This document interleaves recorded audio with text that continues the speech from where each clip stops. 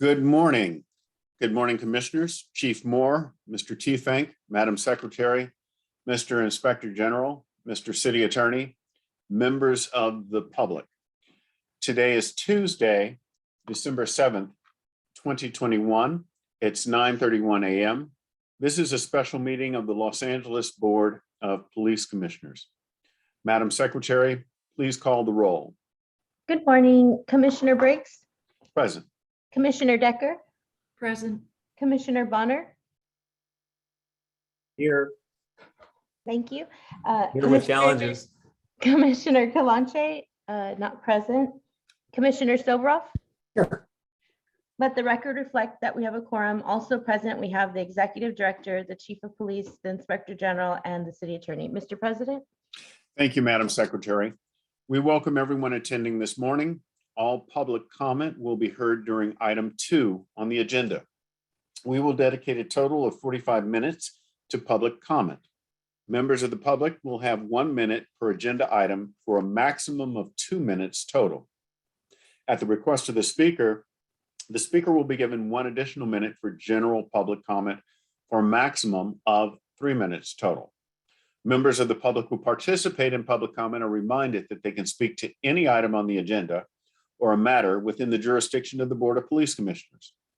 Public comment is your opportunity to address the board, so you are free to express your opinion on matters before the board and to generally express when you disagree with other opinions expressed. However, directing your comments to other individuals who have spoken or attacking others who have expressed their opinions shall be deemed off topic and your public comment period will be concluded. Members of the public, if you choose to participate in the public comment portion of the agenda, you can participate in the meeting in one of a number of ways outlined on the agenda. Thank you. And at this time, we'll go to item number 1 on the agenda, the report of the Chief of Police. Good morning, Chief Moore. Good morning, Commissioner Briggs, members of the Commission, Mr. Tiefank, Mr. City Attorney, Mr. Inspector General. As I do each week, I'm going to give a COVID-19 update, talk about significant events, particularly crime statistics and the story under that those statistics represent today, as well as our personnel strength. Regarding the COVID-19 update, our confirmed cases since we last met has risen to 3,283. That's an increase of 30 cases. 27 of those were sworn personnel and 3 were civilian personnel. Those numbers represent essentially a flat line of a week-over-week change from earlier periods. We have 2 individuals that are hospitalized over the last 2 weeks. We've had one of our previously hospitalized individuals released and is now recovering at home, which I'm thankful for. We've had one individual who's been longstanding in our hospital and continues to struggle to survive this virus. And unfortunately, over the last 2 weeks, we had an additional admission. So today we stand with 2 hospitalized. We have a total of 93 of our personnel at home recovering from the virus. That's an increase of 10 over the last 2 weeks. And we have had 3,194 individuals return to work, which is an increase of 11. Additionally, over this last 2-week period, we've continued our mobile vaccination process and have vaccinated and given an additional 423 shots. Of that, 26 were first-time shots or first-time vaccinations. That now leaves us with 80%. 4 out of 5 of our personnel have had at least one of the 2 vaccination routines. 78% of the organization is fully vaccinated. Lastly, we've, as was explained earlier, this past month of November was the delivery of notices being served upon those employees that had not identified their vaccination status or had indicated that they were going to provide paperwork to appeal or to apply for an exemption or an accommodation based on medical or sincerely held religious beliefs. More than 3,000 notices have been served during this period of time, and I'm happy to say that all of the notices for impacted employees have been served on those that are in the workplace. There are more notices than there are, if you will, exemptions because of dual status, because of individuals that would file 1 or 2, both medical as well as sincerely held religious belief as far as the count is concerned. Moving to my next subject, as far as categoricals, there were no categorical uses of force during this period of time. And in regards to significant events, while there were a number, I recognize that because of a number of public comments on time constraints and so forth, I'm willing to cover crime today. I'm going to talk about significantly our efforts of reducing crime, but also troubling what we've seen, particularly this last weekend and including the last 48 hours. Year to date, as of this past Saturday, violent crime in the city had increased 6.3% over last year, which is 1,665 additional crimes. Those are centered primarily in three categories. One, homicides, 361 homicides versus 317 for the same period last year. That's an increase of 44, 13.9%. Over a 2-year period, that's a 49.2% increase. The other area that we've seen throughout the year is aggravated assaults, which have increased 8% this year, and over a 2-year period compared to 2019 has increased 16.4%.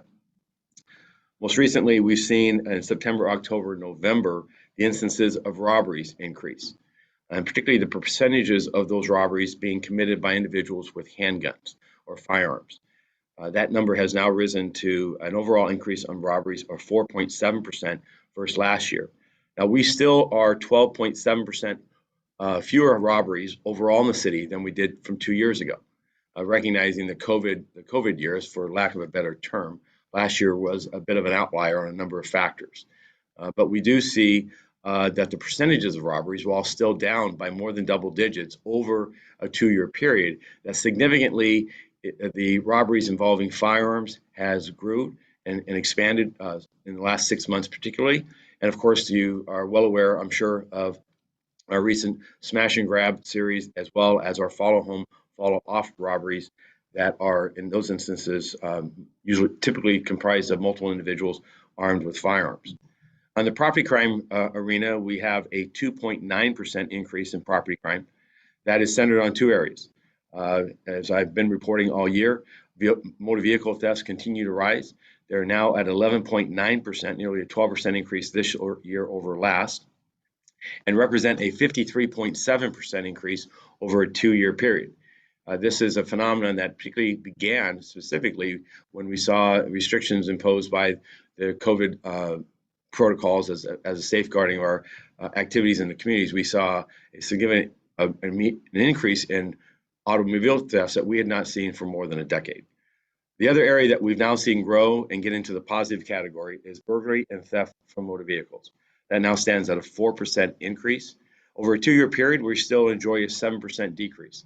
So we are beginning to see that erode, though, over time, where we're getting back to pre-pandemic levels. Lastly, personal thefts essentially are flat this year versus last. That number was earlier this year was substantially decreased. So that is, we basically met last year's personal theft numbers as of the December 4th, and we still enjoy nearly a 32% reduction in personal thefts and others thefts compared to 2 years ago. Overall, property crime stands at overall total Part 1 crime, property and violent crime combined, stand at a 3.8% increase this year versus last, and we still enjoy a 3.7% overall decrease from 2 years ago. As we look at these numbers, though, the most troubling aspects to me continue to be the violent crime, particularly shooting violence and aggravated assaults, the growing instances of robberies. Last week, we had the highest number of robberies in the city for the entire year, more than 200 robberies, most and vast majority of them street robberies.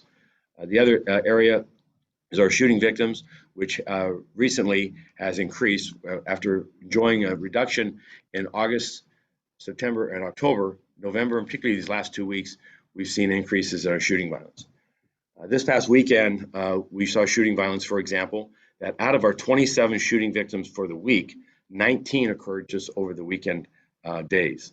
In the last 48 hours, we've had 2 follow-home robberies, one in West LA in the early morning hours, as well as one this morning in the early morning hours in the downtown area. Both involved multiple suspects who were armed with handguns and targeting individuals that were wearing expensive jewelry. Last night also, after a lull of smash and grab instances, we had a smash and grab involving multiple individuals and suspects at the T-Mobile store in the Pacific area of West LA. Tragically, over the last 24 hours, we've also seen a double homicide of two individuals experiencing homelessness living out of a travel trailer in the southeast area of South Los Angeles. And then this morning, obviously, news reports of a tragic murder yesterday afternoon, late afternoon, of a 12-year-old who was sitting in a car with his mother in an SUV, along with his 10-year-old brother in the rear seat. This 12-year-old suffered gunshot wounds from multiple individuals firing at that vehicle, striking the mother as well as striking a 9-year-old child that was playing in a nearby playground.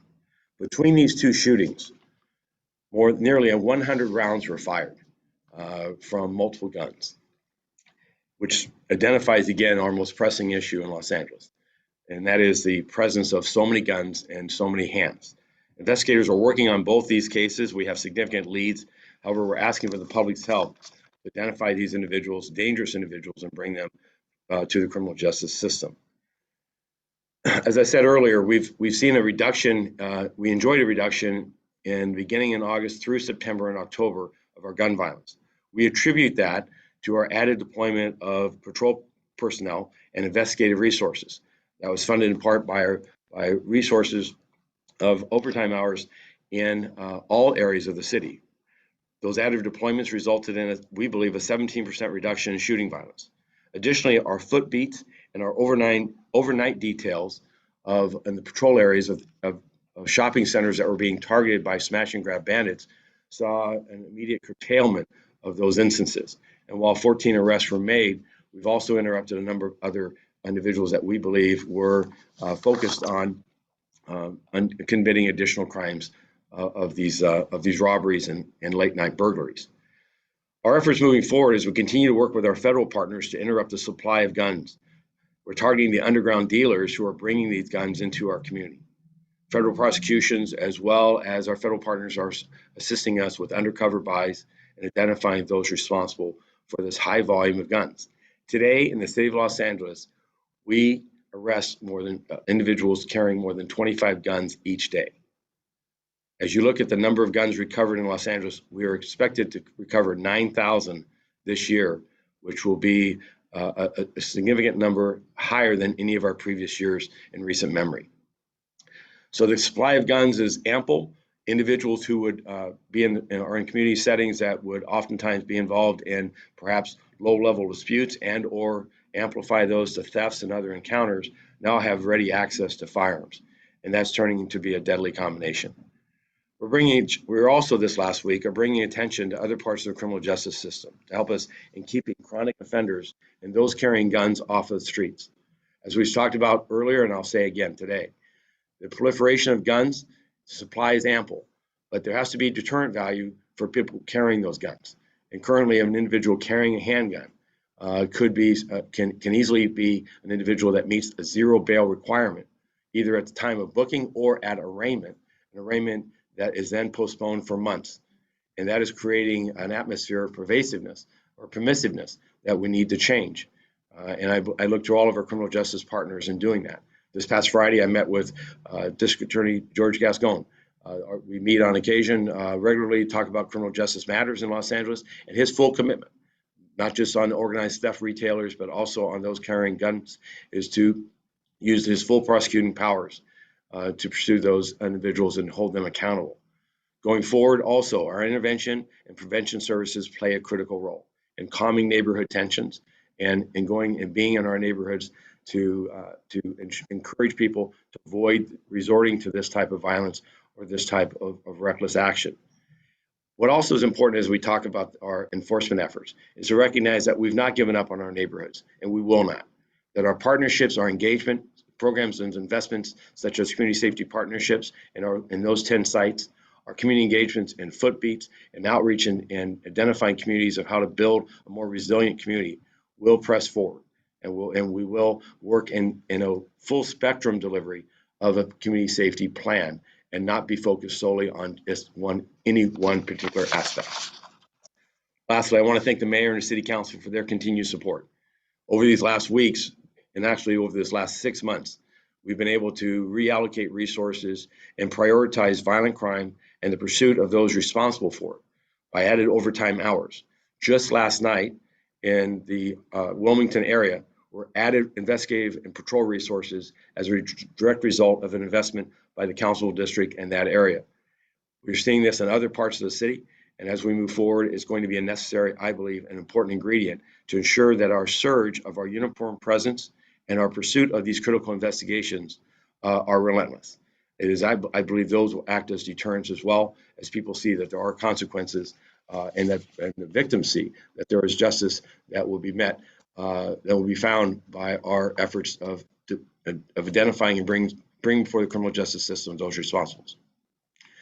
Lastly, as I said before, our long-term solutions like community safety partnership bureaus, those sites, our investment of footbeats and local deployments, our outreach with not just town halls and community meetings, but our ability just to take and find time to meet with community members, hear their concerns, and work collectively in this shared responsibility of community safety, I believe will turn the corner on this and allow us to return to a safer time.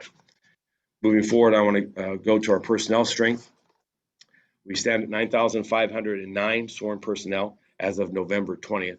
I will update those numbers here starting our next academy class. Our next academy class starts on the 20th of December.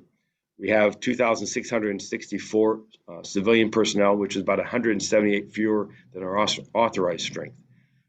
And I talked momentarily about our class strength in regards to December's recruit class.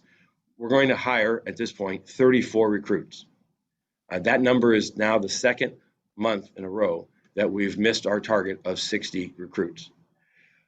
The makeup of that academy will be 8 women, 2 Asian Pacific Islanders, 3 African Americans, 24 Hispanics, and 4 Caucasians. So our diversity there in regards to women is about 25%, but we're missing the target on our AAPI and our African American candidates. For the first half of the year, we will have hired 336 personnel.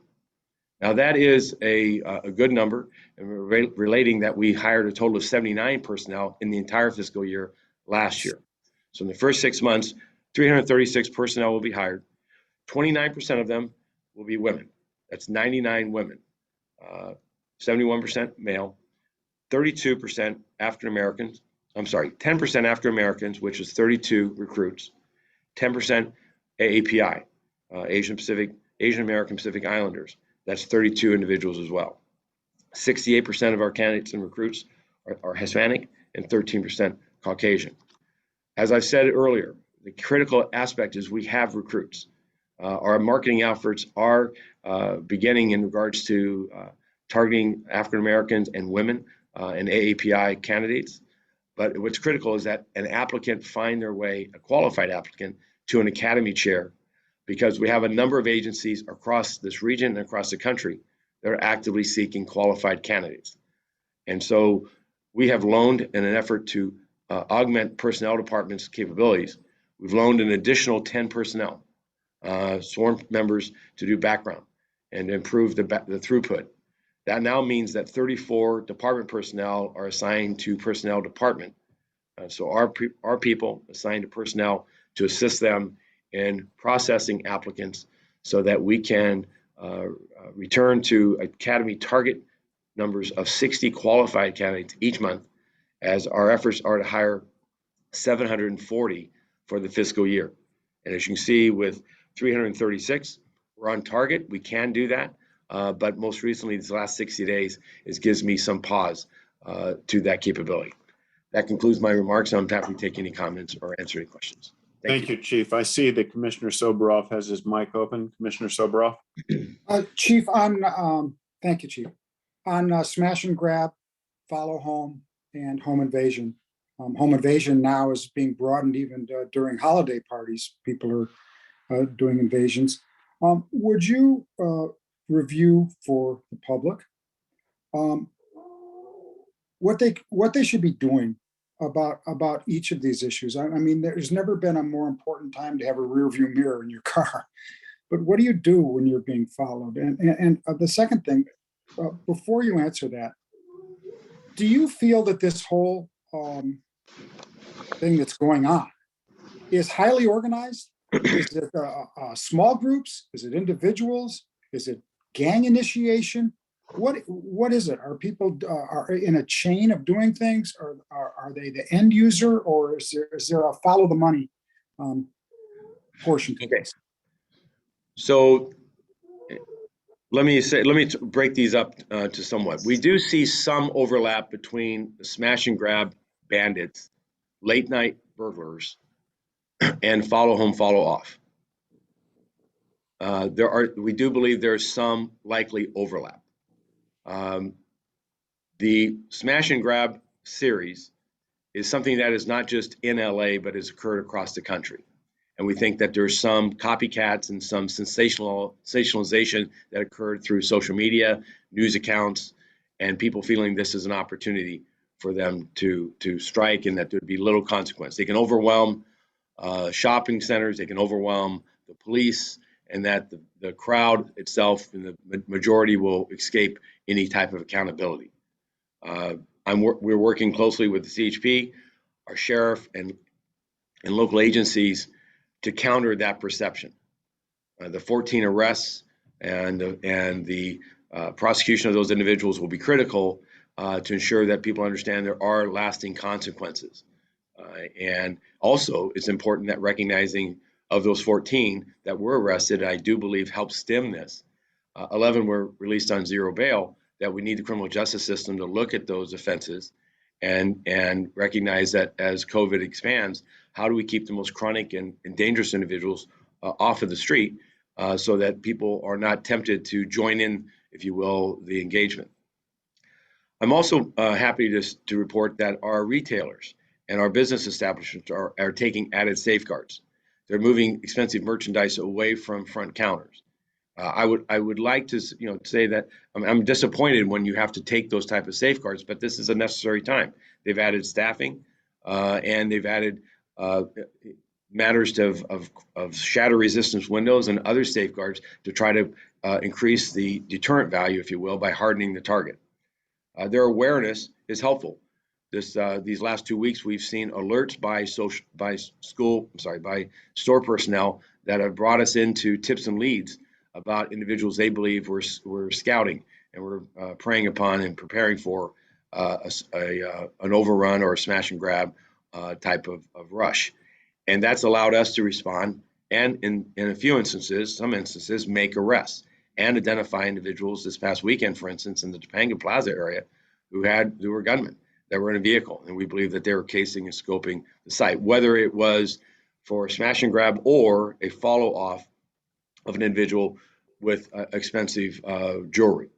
On the expensive jewelry follow off, follow home bandit series, 36 arrests have been made, including 2 for homicide, murders that occurred during the, there's been an arrest of a suspect responsible for one of those murders. We're still chasing to identify the individual responsible for the second murder. But the 36 murders, including one for homicide, the suspect backgrounds and their criminal past suggest that they do come from 9 different gang groups or sets, and that their interplay between them is not as a large organized series. We do think there are some organizations within individual groups that are using electronic communications, cell phones, and so forth to scout locations, identify targets, and then take those targets down by either following off the location, confronting them immediately there at the business, or at a remote location such as their home. The late night burglaries we think were more tied towards the smash and grab. Then lastly, the series that we saw, this announced series that we saw out of the South Bay community of targeted home invasions. Certainly this last week, we saw the terrible loss of Ms. Avant and the shooting her in a home invasion burglary that was the senseless violence. And then that individual only with less than hours later, 6 miles away, enter another home in the early morning hours, armed with the same weapon, committing a home burglary. And in the process of that, shooting himself, and our responding officers taking him into custody, tying the two together and bringing him before the criminal justice system.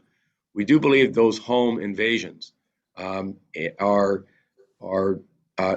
not targeted in the sense of where people are coming from, but more in the sense of the premise in which they're living in.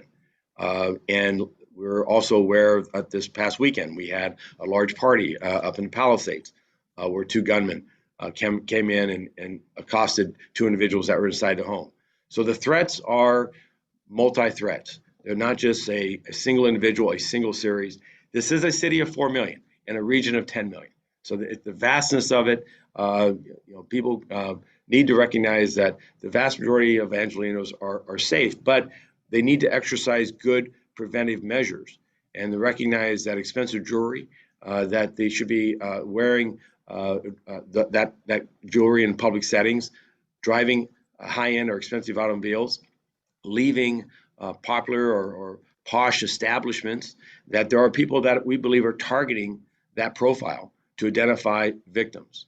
So they need to be mindful of their surroundings, be mindful of people who may be following them, recognize that if they come from such an establishment that and they feel that they're being followed, to call 911 and to reach out to us, and we will respond. Also recognize that the department is working aggressively. We've formed a task force. We've brought resources from throughout the city. We've marshaled resources from the FBI, from our other federal partners, as well as working with the U.S. Attorney and the District Attorney to solve these cases and to bring to the criminal justice system those responsible. But in that interim, we need added safeguards. I've talked to a number of community members that worry about wearing expensive jewelry in a public setting, and that level of apprehension, as a chief, I regret that. We want a city that people can feel safe and go about their day without such concerns. But we also deal with the reality that right now, this is a series, unlike smash and grab, that is not occurring in other parts of the country. So it's unique to Los Angeles at this time, and we intend to ensure that every investigative resource is brought to bear to identify those that feel like this is open season for them and they have this opportunity. In the interim, though, we need help from our communities that they would take protective measures and also help give us tips and leads. That includes the business communities. We're working with restaurants and locations that we believe have been targeted for victims that have left off those locations to take added measures to identify people who may be scouting the area so that we can identify them and hold them accountable for this work. We do believe that suspects are involved in more than one hit, meaning that they don't one and done, that they're hitting repeatedly. And we will identify them, and we will stitch this together and change the course of this phenomenon. Chief, what do you say? What do you say to people who are coming out now and saying, I'm afraid of guns. I've never thought about ever having a gun or carrying a gun. But now I think maybe I need to get a gun or try and get a concealed weapon permit, which LAPD doesn't give out anyway. But what would you say to people that are contemplating becoming a first-time gun owner because of all of this? So let me just make a matter of clarity. We do issue concealed weapon permits when an individual has demonstrated good cause. Okay. But good cause is not just a personal fear because of surrounding conditions of a sense of a lack of safety. It has to be credible and specific. Now, with that said, a firearm, having a gun, in my view, is not a solution, and certainly in a public setting. And in a home setting, gun safety is critical because we've seen, and I'll give examples on both. We've seen gun safety at a home not be exercised and for a tragic loss of an innocent person's life. Someone finds the gun, person experiences moments of depression or other mental crisis and access a gun that would otherwise not be there, and they take their life. Or they use the gun on what they think is an offender, and it turns out to be a roommate or someone else coming home unannounced. We've also seen people with guns in a public setting lose their life, and their reliance on that gun did not protect them. And perhaps some would say it actually accelerated or escalated the situation where the person who had a gun against them now uses that as a means of trying to survive that encounter. Wrongly, but nonetheless, the person, so having a gun in a public setting doesn't necessarily increase your odds. We, as part of this follow off, had a police officer that was actually robbed of a high-end piece of jewelry as well as his girlfriend, and was armed at the time. And I spoke personally with him and thanked him for his maturity and being a good witness and not attempting to use that firearm, because in the moment, the way the suspect's position was and the circumstances of this, it could have very easily had cost him his life or his girlfriend's life.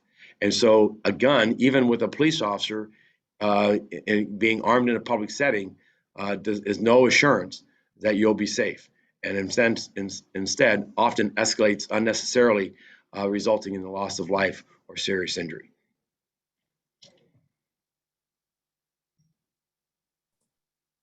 Thank you, Commissioner Soboroff. Commissioner Decker.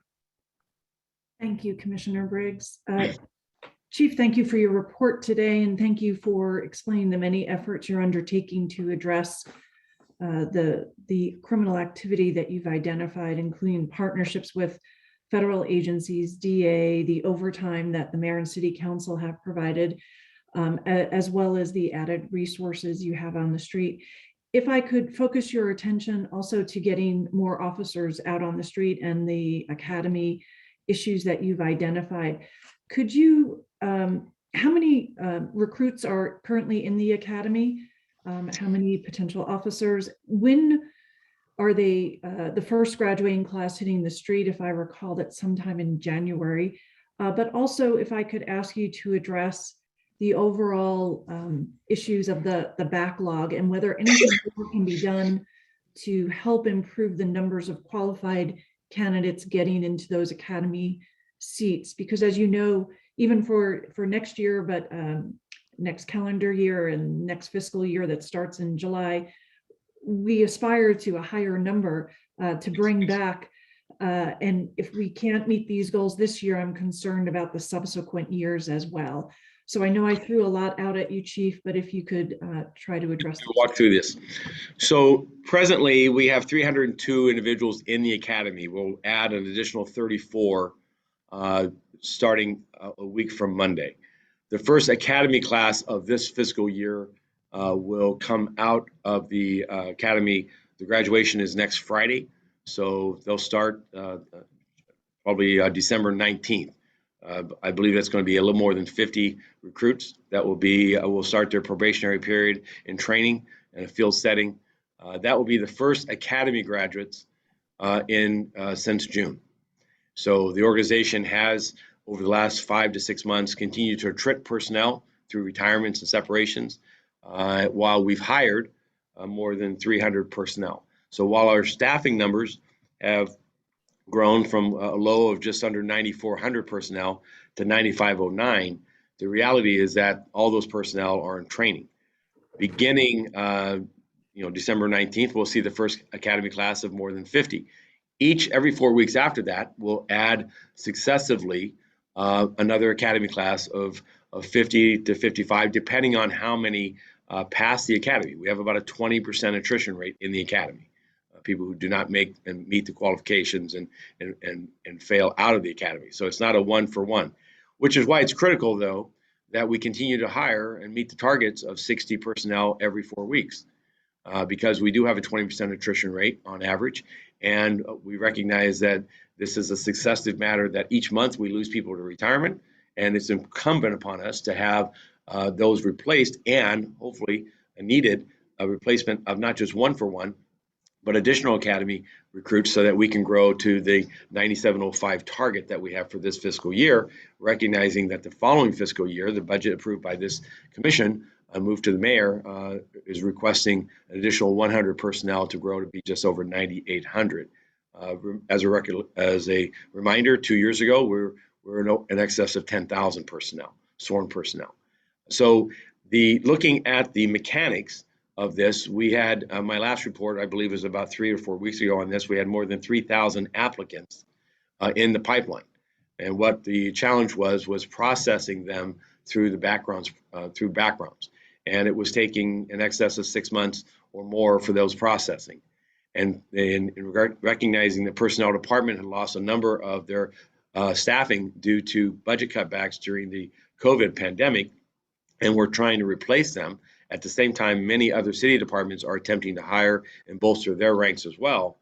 We loaned additional personnel, line personnel, sworn members of this organization to the personnel department so as to assist them.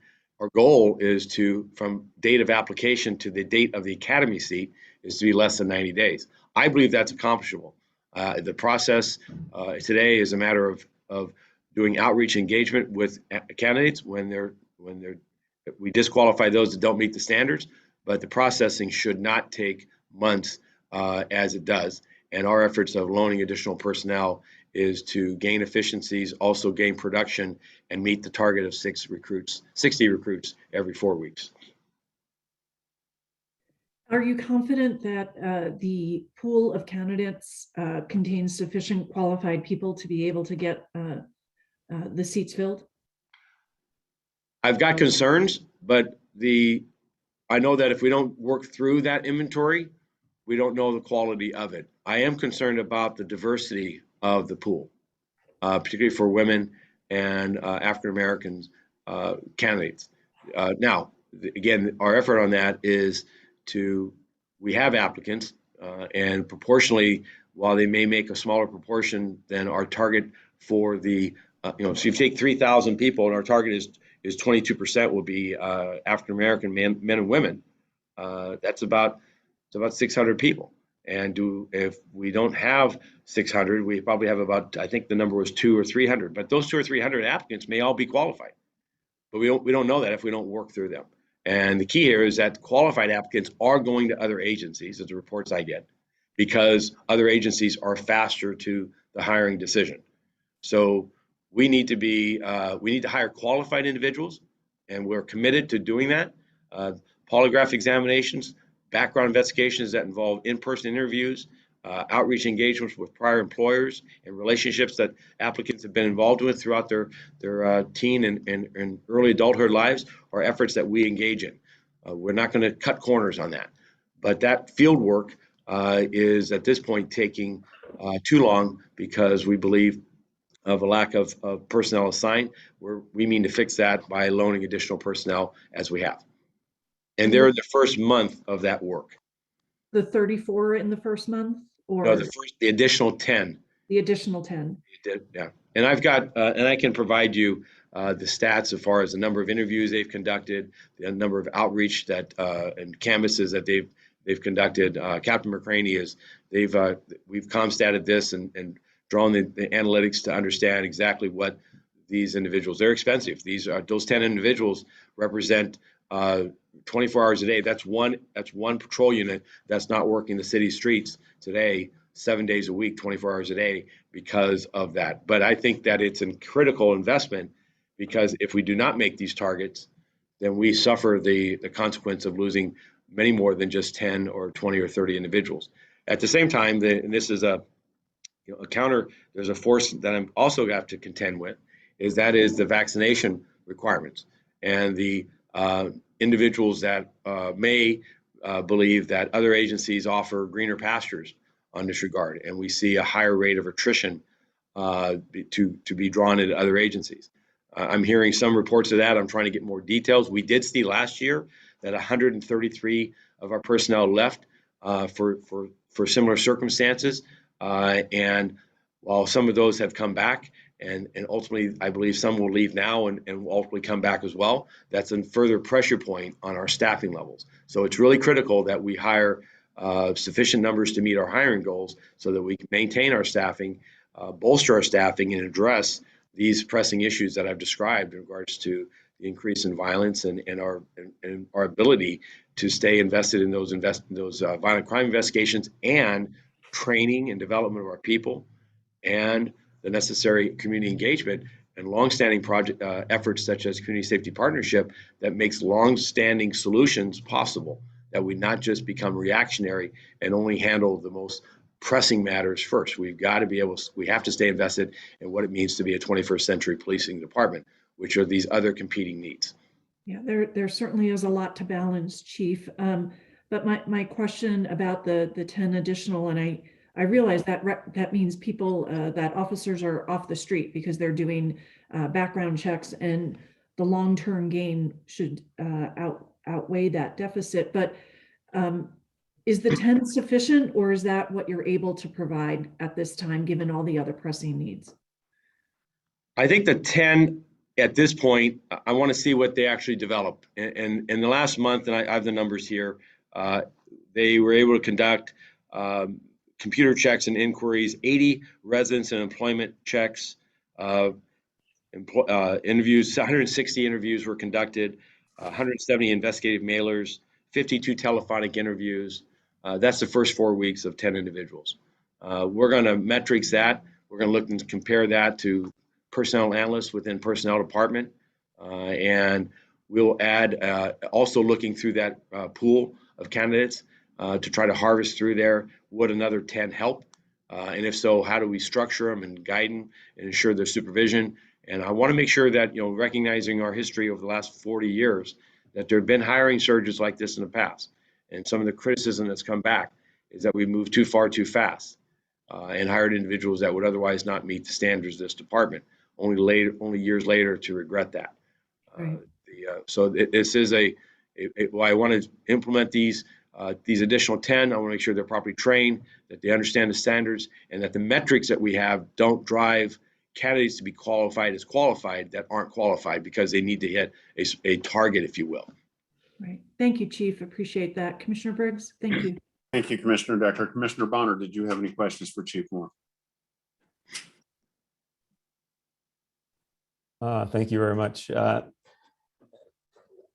Chief, I think I wanted to ask you to clarify just, this is somewhat big picture question, but I think it is implicated by some of the discussion here. And I was asking last week or the last meeting relative to the budget, the question about how we can be more clear as to not just what the current situation is, but what may come about with additional resources. And as I frame that here, I'm focused on like what expectation is or should be set. So on the one hand, I get the impression, and I'm reading through the budget materials and even some of the conversation here today, there's the sense that the department is doing everything that possible to just kind of keep everything together based on substantially reduced resources, and you're redirecting officers onto patrol and doing all the things that might make sense in that regard. So the question kind of is, and one maybe specific dynamic that I would point to is in the area of violent crime, where I think the violent crime is up about 13.9% citywide, I believe, and the arrest. Well, you can clean this up however you want. The point is that I'm looking at the snapshot, the week ending 12/4, that on page 2 or page 1, there's a box that says that arrest for violent crime is up to 2.9% in 20 versus 21.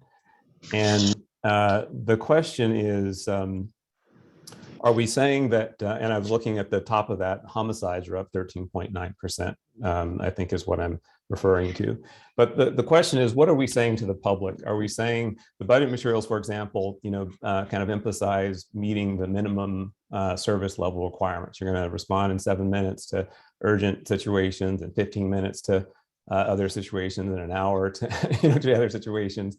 But are we saying that all you're doing now still is rebuilding to some baseline, such that that if the additional resources come, that the public may or may not perceive any substantial difference in level of service? Or are we saying that with additional resources, you're going to do other things that will in fact result in taking more people off the streets and so I'm trying to understand really what the value proposition is, if you will. Sure. I'm not questioning that there is a need for additional resources. What I'm questioning is, or what I'm still struggling with, is what we're really saying you're going to be able to so not what you're requesting now, but what you may need to request in the future. So there's 2 points here, and thank you. And let me just clarify. Violent crime arrests year to date are up 3.5%, 10,990 arrests versus 10,618 from last year. Arrests are increasing on aggravated assaults, and they're increasing on homicides. Those are the drivers that the violent crime arrest numbers year over year have increased. Homicides are up 13.9%. Violent crime has increased a total of 6.3% from this year versus last. And over a 2-year period, violent crime has increased 4.4%. And so it's not, and particularly the areas that over a 2-year period have been aggravated assaults and homicides. Those are and shooting victims. Those are the areas that are the greatest increases and the ones that cause us the most concern. Followed then by property crimes such as auto theft. The proposition for next year is there's two things going on here right now. One is what we're doing this year, this fiscal year that we're in the midst of. The budget's already adopted. We're attempting to grow this organization from a low of 9,400 to 9,700. The vast majority of those will be essentially a flat line of development because we're trying to establish people in the academy. It takes about 250 to 300 people in the academy just to go through that 6-month process. So the street investment in added resources in LAPD this fiscal year is essentially flat from last year. The investment in adding is to restart hiring, because we only hired 79 individuals last year. So we're in a position where we're simply trying to stabilize our field force, and not this current budget year was not to bolster the field force. You'll see nothing in the budget that bolstered the field force. It was really just restarting hiring to meet attrition and to exceed it, so that we'd have a steady flow of recruits coming out of the academy in the months and years ahead. Next fiscal year, we're attempting to add just short, I believe, just at 100 positions. Vast majority for training and the development of meeting the needs of the actual action report. The 3 reports that called for nearly identical recommendations for the department to invest in its in-service training and the persistence and ongoing nature of keeping our skill levels and capabilities where they should be, given the shortfalls that we saw last summer during the period of unrest. It is not to bolster homicide units or investigative units or uniform field presence. This is if you review through there, you'll not find that. Now, and that is because not that we don't have a need or desire to do that. As Commissioner Briggs indicated, Commissioner President Briggs, a growth of this organization, continuing it back to its earlier staffing and then moving beyond that to meet the needs of a public that can depend on a police, not just for the urgent calls and route and emergency calls, but can have encounters and build trusting relationships and build neighborhood level policing like we see with CSPB. But this fiscal year, it was essentially to hold the line and restart hiring, meet attrition, and establish a base within the academy that can go forward in that fashion. And then next fiscal year was to meet the needs of the after action report. Right now, we are using overtime funding to essentially surge the organization further so that we can increase uniform officers and pursue violent crime investigations at a level higher than the staffing would otherwise on a routine basis allow. And that's where my thanks to the council as well as the mayor who has supported that. And we anticipate, our effort is to solve these crimes, bring attention to this matter so that we can prevent further crimes and also remove those responsible for these violent crimes, because we think they're chronic offenders. We think that some of these more serious series are individuals that are repeating over and over. Identifying them, bringing them before the criminal justice system, removing them from the community is going to stop these instances and improve the sense of safety in our communities. And that is our engagement. Over the next 6 to 7 months, depending on how this violent crime, these numbers go, I will likely be asking for additional overtime funding to support those ongoing activities. The goal here is to have additional staffing to be visible and to have investigative prowess to go and pursue these investigations with sufficient resources to solve them and bring the persons responsible for the criminal justice system to bring them forward. That keeps further crimes from occurring, and it ensures the public that there are consequences and justice in this system. So that's what we're attempting to do in this the current budget, what we set out to do nearly a year ago, which was kind of hold the line. Next fiscal year, which was to rebuild for the purposes of the after action report, which is training and investment in our people's readiness and preparedness for unusual events. And in the interim right now, is to deal with a surge. When we talked again, August, September, November, August, September, October, we saw this year versus last year a slowing down, and actually we got into the black on shooting victims and homicides.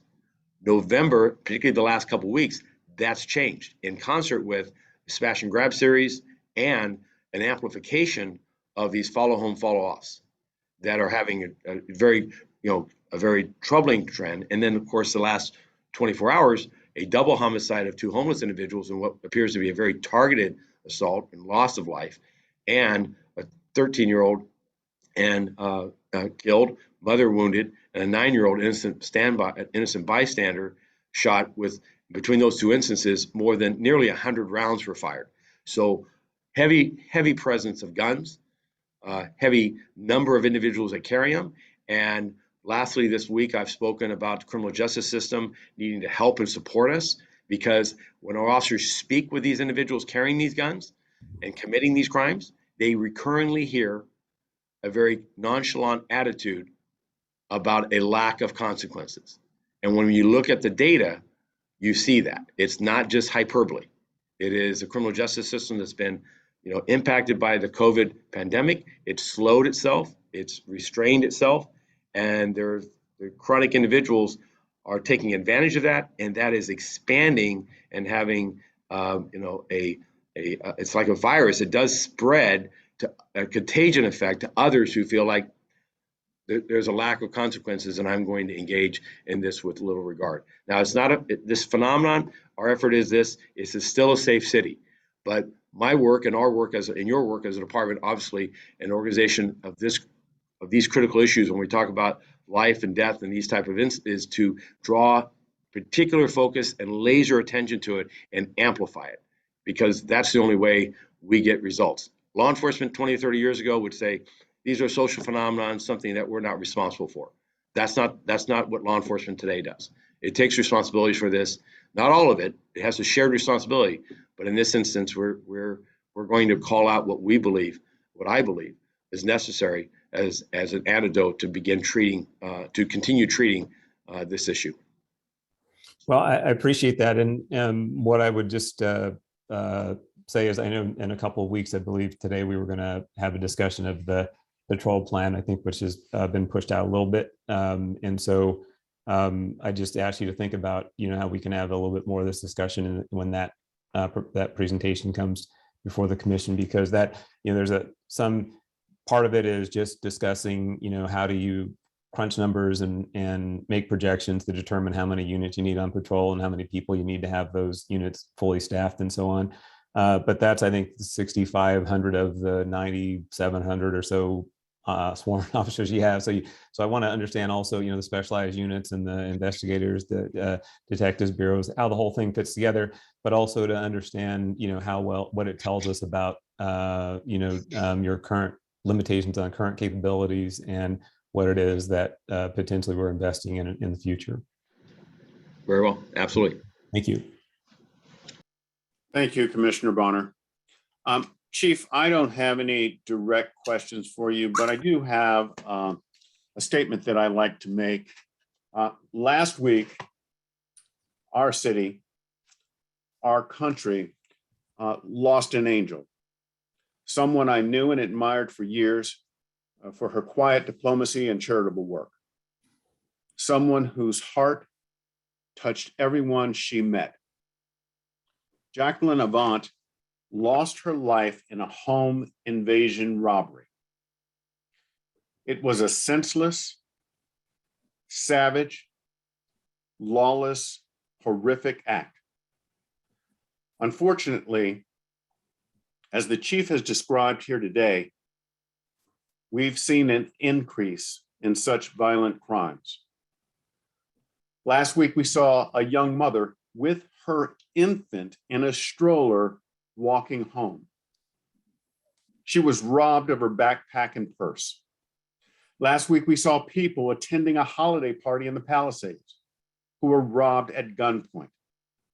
Last night, we saw a 12-year-old boy lose his life to gun violence. We've all seen swarms of smash and grabs in retail stores throughout our city. And we've seen how those criminals who were caught are back on the street because of the current catch and release policy that allows these same individuals to go out and recommit the same crimes. Something must be done. We need more beat patrols. We need greater response times to calls received by the LAPD. We need more resources for the LAPD. The lawlessness that we are experiencing is simply unacceptable. The average citizen right now is concerned about going out of their home simply for holiday shopping or to go to restaurants. I understand from the weekly calls and letters that we receive, some of you deny that crime is on the rise. That position, as explained and detailed by the chief of police today, is not grounded in reality. My question is, who will you call when your mother, sister, aunt, or relative is senselessly shot? Who are you going to call when you are robbed at gunpoint? Who are you going to call when you're burglarized? Yes, some resources are needed to increase educational and job opportunities in some of the communities, but those increases should not come at the expense of public safety. I believe that I speak for the majority of the citizens in Los Angeles who want to feel safe in their own homes, who want to feel safe when they go out to shop, who want to feel safe when we go out to dine, who want to feel safe simply walking down the street. The answer is not to give money to those who rob us of our tranquility, but to instead those who would protect us. Thank you. Madam Secretary, please open it up for public comment. Okay, our first speaker is Zach Sherwin, followed by Matios Cadane.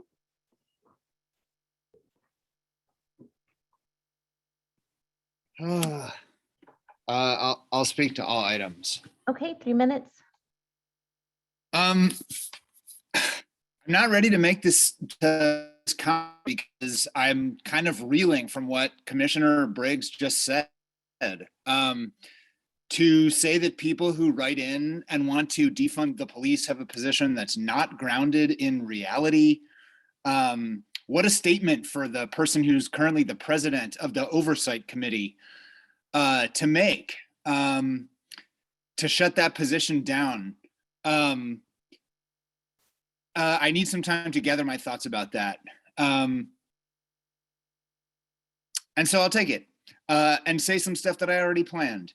Commissioners, not a peep about the gun store scandal that was reported in the LA Times, not a peep about whatever happened with more security detail in France, but plenty of updates on COVID numbers. We've had 3,194 individuals return to work with which is an increase of 11. It's like just sort of meaningless statisticking, and it's not what we need to be hearing right now.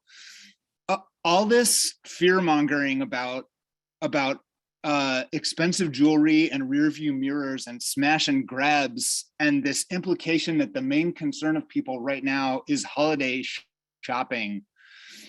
It's fear mongering. I mean, we know that property crime is down. I know Commissioner Briggs preempted any discussion of this point by saying that opposition to that, to his viewpoint, is not grounded in reality. But, you know, the chief is saying property crime is down, and we get this ridiculous conversation about, you know, like how important it is to have a rear view mirror in your car.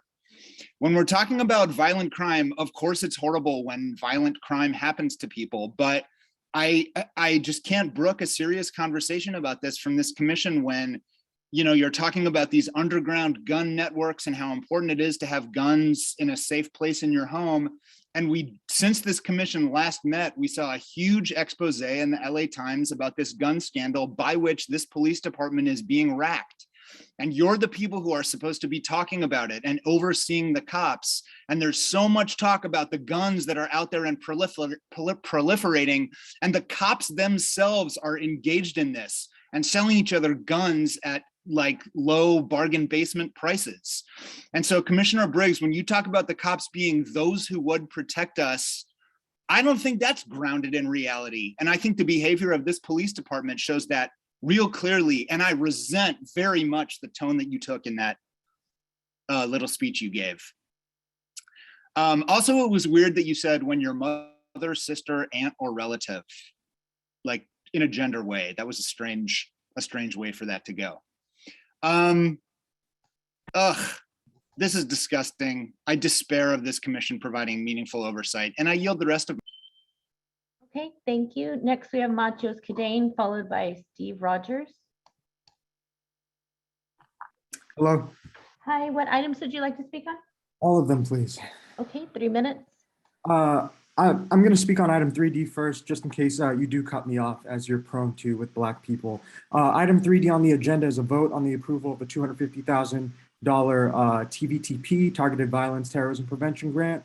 The TVTP grant is just the most recent rebranding of the Countering Violent Extremism Grant, CVE, that Angelenos, primarily educators, rejected in 2018. It'll be used to fund a program, an existing program called PATH, providing alternatives to hinder extremism, meant to develop and train a 500-person team of spies and informants to monitor youth by using risk assessment tools and by monitoring suspicious behavior. We've seen implementations of CVE programs in Minnesota, similar to PATH, result in the targeting of Black Muslims, East African, Somali, and Native youth. In fact, in 2016, the American Federation of Teachers wrote to the director of the FBI in sharp opposition to its Don't Be a Puppet program, which is similar to PATH and CVE. The racist intent of these programs would only be compounded by the racist LAPD. And this TVTP grant is a clear effort to circumnavigate the absolute and resounding rejection of CVE that community members projected in 2018. In fact, UTLA, the teachers union here locally, actually wrote a letter in opposition to CVE, this exact same program. And this is obviously another budget attempt, another attempt at expanding the LAPD's budget, as this $250,000 grant would obviously become a permanent line item. We want to reject it. So on to the chief's report. First off, Chief Moore, how considerate of you to cut down on the volume of your lies to make room for public comment. Unfortunately, it doesn't work that way. This commission doesn't allocate the time you normally waste to public comment just because you don't use it. And we can't allow Chief Moore to leverage the trauma and violence endured by Angelenos to expand his police force. It's disgusting to hear him recount the deaths and injuries of children when his department's vampiric relationship with our city's resources is directly responsible for the conditions that create this violence.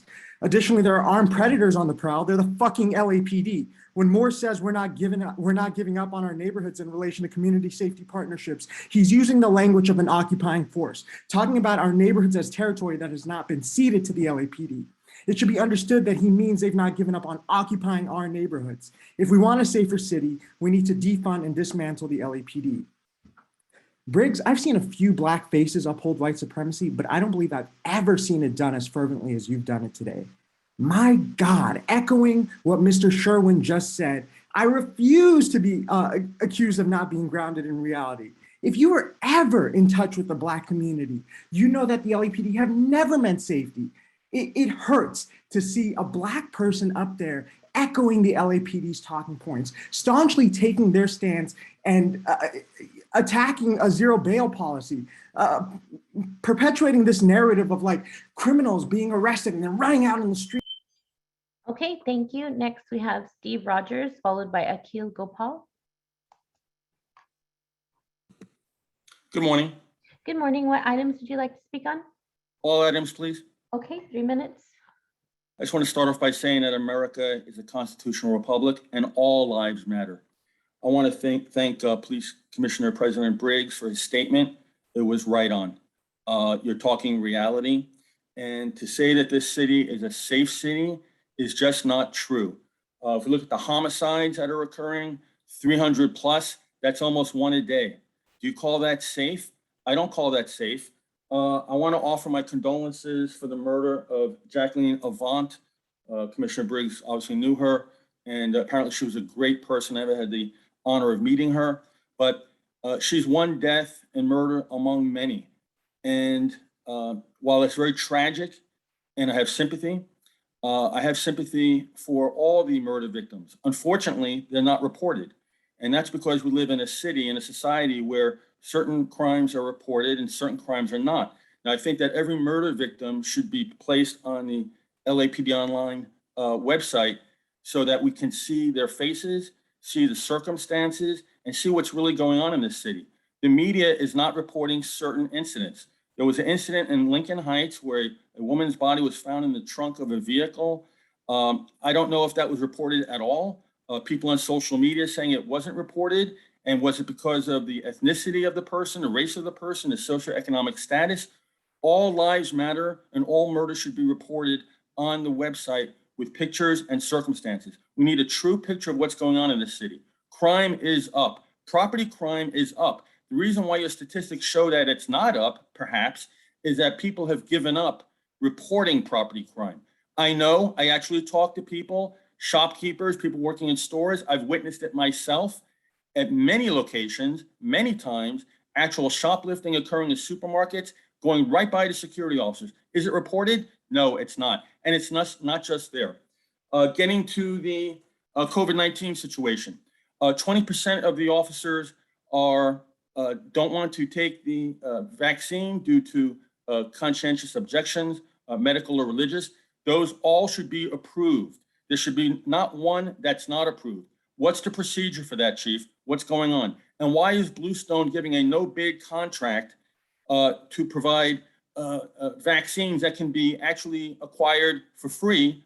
And follow the money. Let's follow the money and go where the evidence takes us. That sounds like corruption to me. As far as guns go, there are too many guns in the wrong hands. Chief, you should start issuing CCWs to citizens in this city that qualify. Look at the crime rate. Look at what's going on in this city. That's enough of a reason to want to be armed and exercise your Second Amendment. If a person uses a gun in commission of a crime, then slam them. But if they defend themselves, then that's legal. Thank you. Okay, thank you. Next, we have Akhil Gopal, followed by TK. Hello, can you hear me? Hi, yes, what items would you like to speak on? All items, please. Okay, 3 minutes. Okay, so first, also continuing off of what Matthew said for agenda item 3D on LAPD's goal of trying to accept a grant from the Department of Homeland Security for its PATH program. I want to reiterate that teachers and youth reject this grant and reject this program. In 2018, not only did UTLA write a landmark letter opposing both countering violent extremism and preventing violent extremism, but we have the AFT, the American Federation of Teachers, rejecting a similar grant, as Matthew said. And yesterday we sent a letter to the Police Commission signed by community organizations, including Students Deserve, Black Alliance for Just Immigration, and Black Lives Matter, including Black Lives Matter Youth Vanguard. So youth, teachers, social workers, community organizations all reject this grant. I want to talk a little bit, last thing is that the Police Commission is trying to sweep this through by putting it as a consent agenda item, basically guaranteeing that it would go through with very little discussion. Whereas, they're going around the backs of the community, which resoundingly rejected this grant in 2018. Now, who is this grant going to target? We know that the person that the Police Commission or that the LAPD is appointing to be the head of this program, Alex Vargas, actually led the surveillance of protesters during the George Floyd uprisings from 2020 and 2021 from his post as the deputy director of the Fusion Center.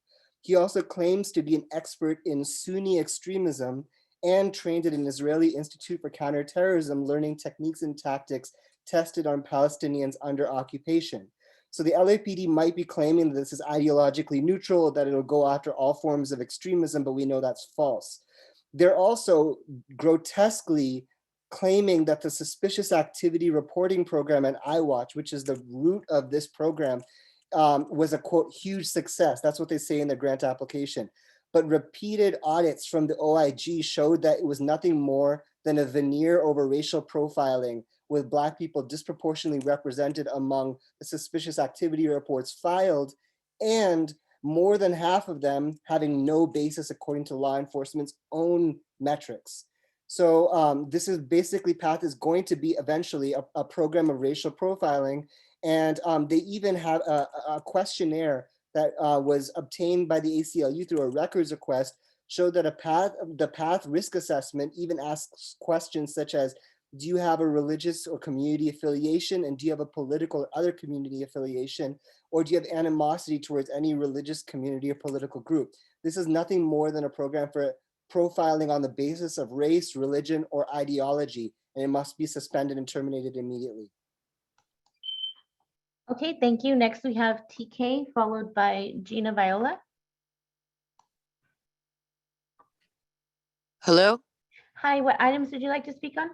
Before you start my time, please, I want to mention that last week, or excuse me, y'all canceled last week. Please do not start my time right now. The prior week that we had a meeting, that y'all had a meeting, I signed on at 9:25. I was not let in until 9:35, and Chief Moore was already talking, and I did not get called. So I just want to notate that, and please start my time over, because we know how Zoom works, and you purposely keep some folks out.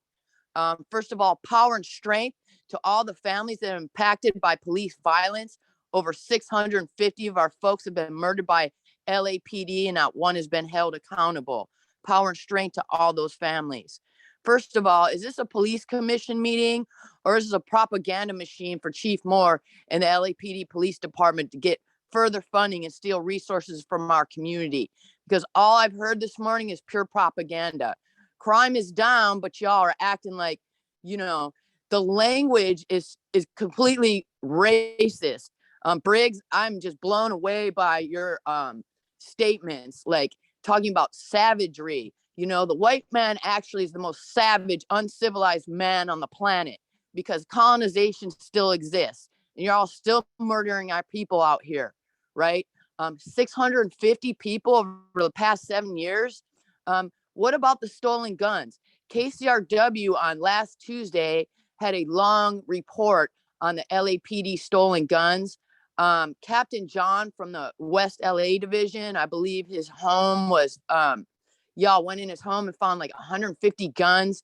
These guns are still on the streets. You talk the language y'all speak on, how the community is criminals and savagery and thugs and on and on and on, right? But there's no mention of the stolen guns and the folks that are the police that are killing our folks out there.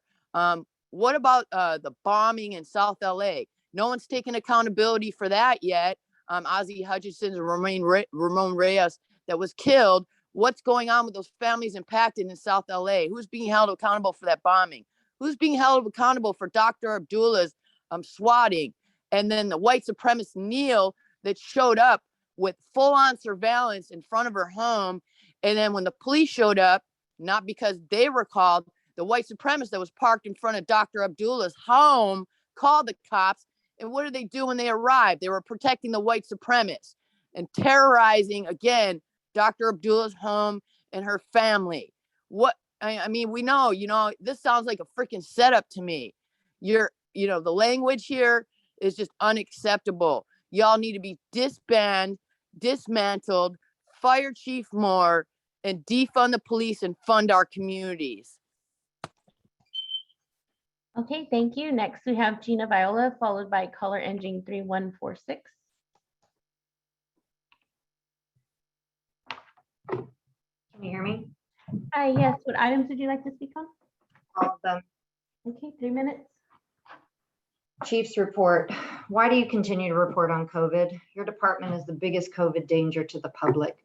Your own numbers speak for themselves. How many members of your team have you lost to COVID? How many people do we continue to pay to stay at home and recover from COVID? Your crime stats. If crime is up and out of control, you are proving the point that police do not keep us safe. Police do not stop crime, not at all. Your own report clearly makes the case of your complete and utter failure. You have a huge department. You have a huge budget, and you can't stop crime from happening. You know what stops crime from happening? Healthy communities that are invested in. You, the LAPD, stands in the way of that being possible as you hoard all of the city's resources to drive around giving civilians COVID. Highest number of robberies, yet we have police all over this town. Your report is nothing more than fear-mongering speak to convince the public that you are needed, that you need more money. We've gone down that road for 100+ years. The result is you have more than half of the city's budget, and yet you say crime numbers are rising. You could really use a math class. How can you talk about guns without addressing the fact that your own department is selling stolen guns? You know who carries guns and needs to be kept off the streets? The LAPD, that's who. Defund this damn department already. How does this board not ask a single question about these stolen guns that LAPD is trafficking? You are as big a farce as this department is. LAPD doesn't live in LA, and this Board of Police Commissioners doesn't do a damn thing about the city's biggest waste of funds.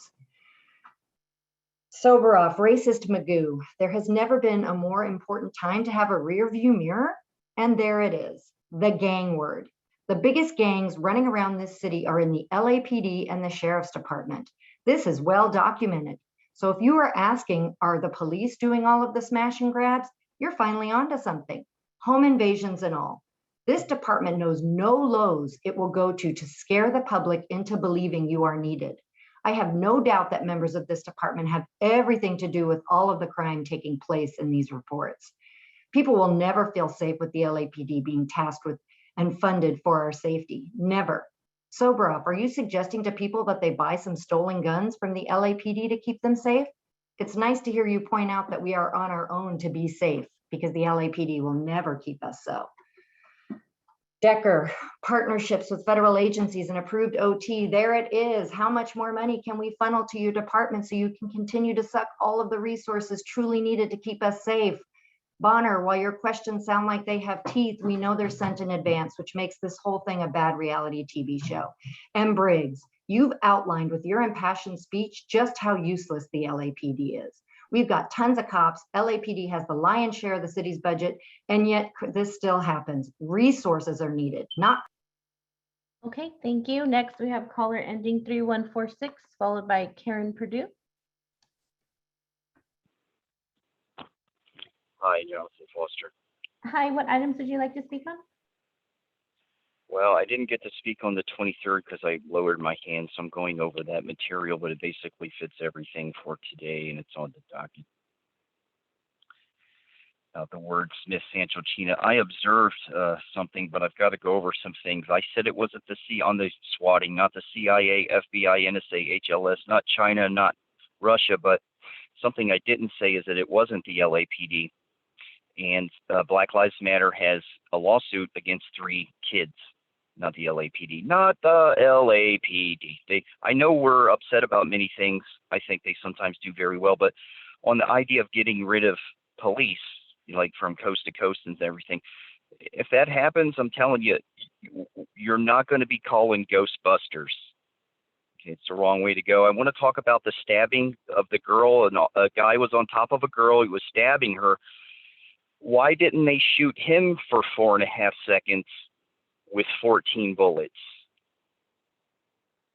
They just stood around like they were just shot him once or twice or something. He was actually stabbing a girl, and then they waited to pull him off. I mean, my God, what did you hire? Get in there, guys. Then you shot a guy. He had a fake gun. It was like Eric Valencia had the bike part. That's what we need. There's problems. I'll get to that. What the problem? So I want to talk about the driving around. You need to drive around burglary stuff in your driveway. You need to drive around the block. Everybody's not going to hear this. This is important. You need to drive around your block, right? Do a U-turn in an intersection. Observe what cars are around you. When you drive in your driveway, drive in when there are no cars around you, or keep driving, right? But what I observed was last week on the 23rd at minute 4:54, 6 seconds, 7 seconds, and 8 seconds, Steve Soberoff flashes the camera on his crotch with his underwear and his pants are down. And this is the reason why there's so many problems, is because rich people are sitting around with their pants off. Go check out the video. This is disgusting. Do you know the mayor, Eric Garcetti, sober off, sitting around with your pants off? You know the mayor, don't you? You need to get out of here, bro, with the chief. And this is disgusting. This is the problem. Like, the World Economic Forum and Trilateral Commission is the reason the LAPD has problems. But Soboroff is sitting around with his pants down, and this is why we have problems. You creep. You are a disconnected dissident to goodness. You are a badge tarnisher. Soboroff is the badge tarnisher, making the rank and file look bad. That's why people get killed. You're sitting around with your pants down. Jerk. You stupid jerk. Okay, thank you. Next, we have Karen Perdue, followed by Baba Akili.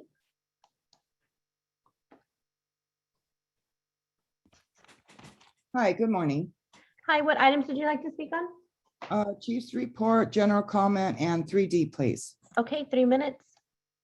Okay, if the vaccines are so safe, why do the drug manufacturers require to be shielded from any liability? These vaccines are for emergency use authorization only. Forcing anyone to submit to unproven, untested vaccines are against the Nuremberg Code. The American Heart Association has recently issued a warning that the mRNA vaccines dramatically increase inflammatory markers that are harmful to cardiac health and may account for the observations of thrombosis, cardiomyopathy, and other vascular events following vaccination. And this is no little subject. I request that the chief's report on COVID include how many officers become reinfected after vaccination and how many officers have been vaccine injured, plus reports made to VAERS. How many reports are made to VAERS? The city of Los Angeles, unfortunately, are screwed with DA Gascon. His handiwork is being played out on our streets today. The criminals know they will face little to no consequences. As shown recently by a man in Palmdale who recently killed his 4 children and mother-in-law. Gascon failed to apply special circumstances, which will result in justice will not be fully served.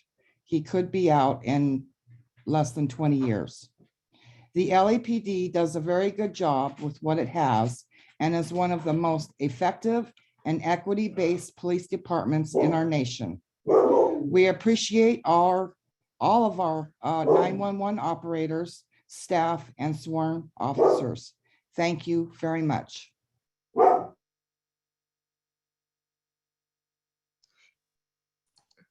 Okay, thank you. Next, we have Baba Akili, followed by Christian. Yes, speak on chief report item 3D and public comment. Okay, 3 minutes. I have heard for certainly all my life, but certainly all my active life, this law and order line that's generally used as a pretext to punish Black people. And we've pushed back against it. We attack the notion of mass incarceration. The reason we have zero bail is because it was disproportionately applied to Black people. And so this is another line that comes up consistently, which is, around how do we control and suppress Black people. This is, and I've heard it, and many of us have heard this law and order line, for many years. It is a scare tactic. You don't create public policy for isolated incidences. You create public policy for the broad public. So they use these scare tactics in an effort to go back to those good old days when you would lock us up and throw away the key will not be supported. And so that is absurd. The idea that we would accept this $250,000 for the Targeted Violence Terrorism Prevention Project program after it was rejected in 2018 is another example of how we try to go backdoor and do the things that we want to do. It's been, even the FBI says that the most dangerous terrorists in the country today are white supremacists. And so, but that's not who they're targeting. And you can see the results of what happened in Minnesota. We don't need that here. And we know who is going to be the target. It is going to be Muslims, it is Black Muslims in particular. And so we've already seen what the impact of that is. And so this $250,000 need to be rejected, just like it was in 2018. That's why educators have been opposed to it, because they have seen what has happened when you allow this kind of targeting to go on. And then finally, what do you expect in a society that has 393 million guns and 40,000 people a day die, 40,000 people a year die of gun violence? And there's no discussion of common sense gun laws. And so for us to wring our hands and say, well, God, there's too many guns. Yes, there are. And we simply support that, embrace it, and think there's nothing we can do about it. There's a lot that can be done. And I think this assumption that, we just gotta accept it is wrong-headed. Fire Chief Moore, defund the police. Okay, thank you. Next, we have Christian, followed by Philip Tabby. All items, please. Okay, 3 minutes. First of all, I want to say thank you to all of the officers out there, the men and women in blue who risk their lives every day to protect us. It's not an easy job for them, and they're up against really hard times right now. It's good to hear that you're trying to hire more people. I would stress that you hire the most qualified people. It's actually racist to try to check off certain boxes of this color or that color, and it's actually sexist to try to, pick people just on their gender or their race. So talking about diversity, inclusion, and equity, these words that we love to talk about, how about diversity is not only in color or gender or sexual orientation, but what about diversity in opinion, religious beliefs, and personal medical decisions? And the word inclusion, we need to include all officers, even if they have differing opinions, and we shouldn't exclude anybody when it comes to medical freedom of choice. And equity. It's not equitable to make some officers pay out of their own pocket twice a week for this testing. And it's really fishy. This Bluestone company, it was a no bid contract. So we need to look into that and follow the money. LAPD should pay for the unvaccinated officers to be tested, not out of their own pocket. And actually, it should be for all of the officers. As we know, even the vaccinated get COVID and spread COVID. And it's not equitable to say the unvaxxed have to stay home with unpaid sick leave while the vaccinated get to stay home and get paid. So we demand equity for everyone, including the naturally immune. And the numbers are proving that the hospitalizations are going down. Why is there such a hard fist? And the 14 people that were arrested and immediately released, it's emboldening criminals. And I agree with Briggs. I don't agree with him with everything, but that I do, that we do need more beat patrols. But if you fire these officers, what are you going to do? And Chief Moore, when you met with DA Gascon, did you confront him on this catch and release? The California voters voted against the $0 bail, and the DA reversed that immediately when he came into office, which was actually a year ago today, December 7th, which is ironically Pearl Harbor 80th anniversary. That it was the enemies from outside. Now we have enemies from within. And it's not just in Melrose, it's all of LA that's impacted, even in my own community in Sun Valley, that armed robbers went in to a hookah lounge and stole money and jewelry and phones and at gunpoint. Lastly, I want to say, let us not become weary in doing good, for at the proper time we will reap a harvest if we do not give up. Galatians 6:9. Police need to be proactive, not just reactive. We need more police, not less. Defend, not defend the LAPD. Thank you so much. Okay, thank you. Next, we have Philip Tabby, followed by Betty Lay. Hi there, all items, please. Okay, 3 minutes. Thank you. I support our LAPD, and I know that there are other voices here for the LAPD. Commissioner Briggs, what you said just before public comment, it was on point. So I want to say thank you. I'm not directing some of this stuff to you, but I do find it disturbing that our elected officials and individuals in positions of power like this police commission, they have a hard time conveying that same message of support for the men and women who have sacrificed a lot, including their lives for some of them, to protect and serve the city of Los Angeles. Between defunding, mandates, extreme rising crime, and a district attorney who favors the criminals instead of the victims, our officers' morale is at an all-time low. This commission should set the example, on how to respect the sacrifices made by not pushing illegal, tyrannical mandates, echoing misinformation, or even seeking opportunities for their special interests. As a result of a failing city, officers are retiring at a higher rate or seeking other departments to work for. It was even reported yesterday, and I'm going to quote, LAPD officers feel no support from command staff amidst crime wave. Experienced officers say they are ready to walk out and move out of state. So this is on your hands. Our city safety is on your hands. And I implore this commission to do your homework and stop playing politics. Courts all around the country are all leaning to the fact that these mandates are unconstitutional. What happened to constitutional policing? What about natural immunity? What's the plan when we lose all of these well-trained, dedicated officers who have been there since day one? Just keep testing if that's what you got to do, but stand up to the illegal mandates. Also, do something about this Bluestone situation. The more you're silent on it, the more you look guilty. No employee should be required to pay for a test, period. I have a message to all officers. The majority of this city, we stand behind you. Keep up the great work. God bless. I yield my time. Okay, thank you. Next, we have Betty Lay, followed by Hamid Khan.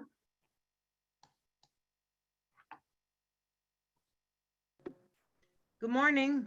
Hi, good morning. What items would you like to speak on? Chief's report, public comment, and 4 items on the agenda, please. Okay, 3 minutes.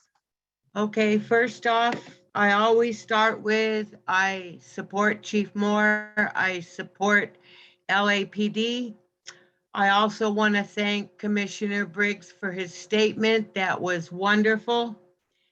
Then I want to support agenda items A, B, C, and D.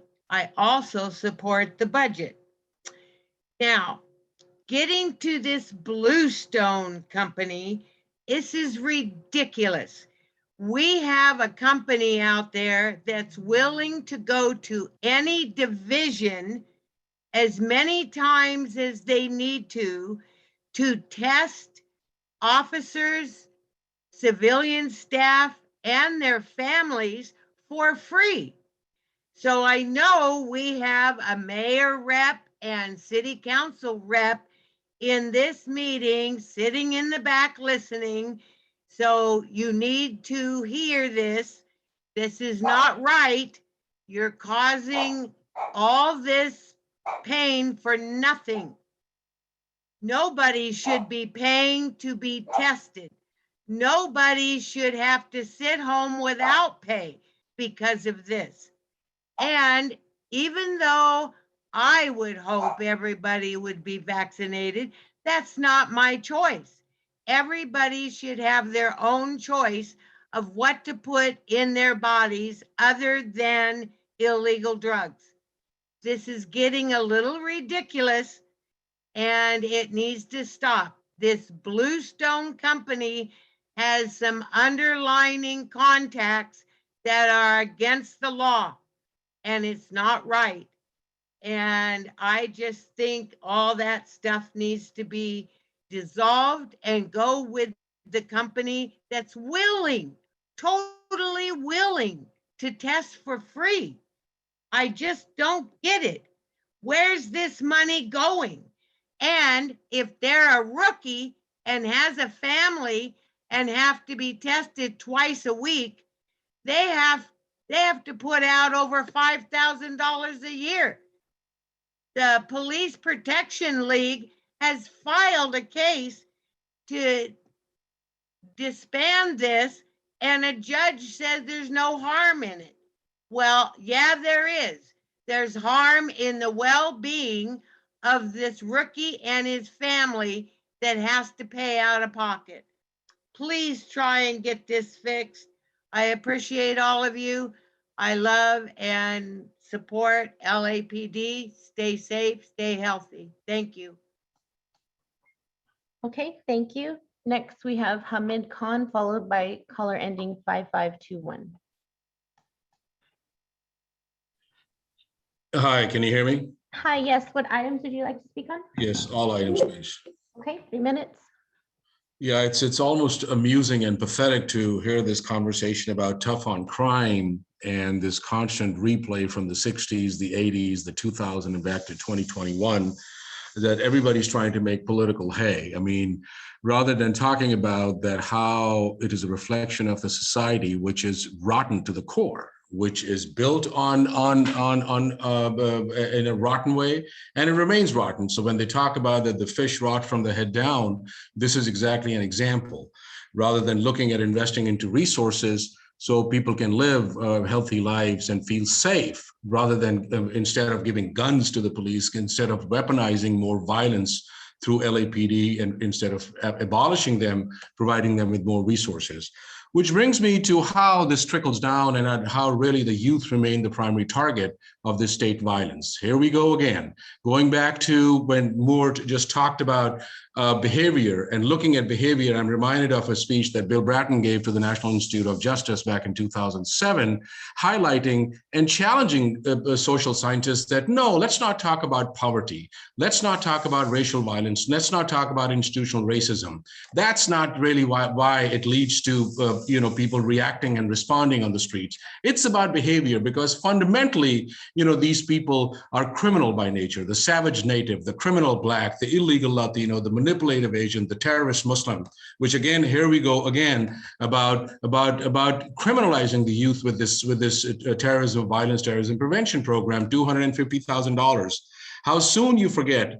Bonner, you probably were not even on the commission that in 2016, the communities fought back, and the American Federation of Teachers, like others have highlighted, sent a report, a strong letter to the director of the FBI about their Don't Be a Puppet program, which is an offshoot of countering violent extremism, and strongly saying that no, the teachers, the families, the communities completely reject that because it's going to harm them. Then in 2018, United Teachers of Los Angeles, so one of the largest school districts, LAUSD in the country, 33,000 strong teachers, sent a letter to the mayor directly saying that they completely reject the Countering Violent Extremism and Preventing Violent Extremism program that this TVTP is based on. And then looking at the glorifying iWatch and the SAR program, your own audits continue to show that how it is a license to profile, how over 70% of these reports come from individuals who have been recruited as community informants in the iWatch program. And when you really break it down, according to the IG's own audit, the majority of these people are coming from majority white neighborhoods, from the West Bureau, from the Valley Bureau. So here we go, that again, licensing racial profiling, weaponizing community, other folks, social workers, and deputizing en masse to continue to criminalize kids and make them a national security threat. Okay, thank you. Next, we have caller 5521, followed by caller ending 5417.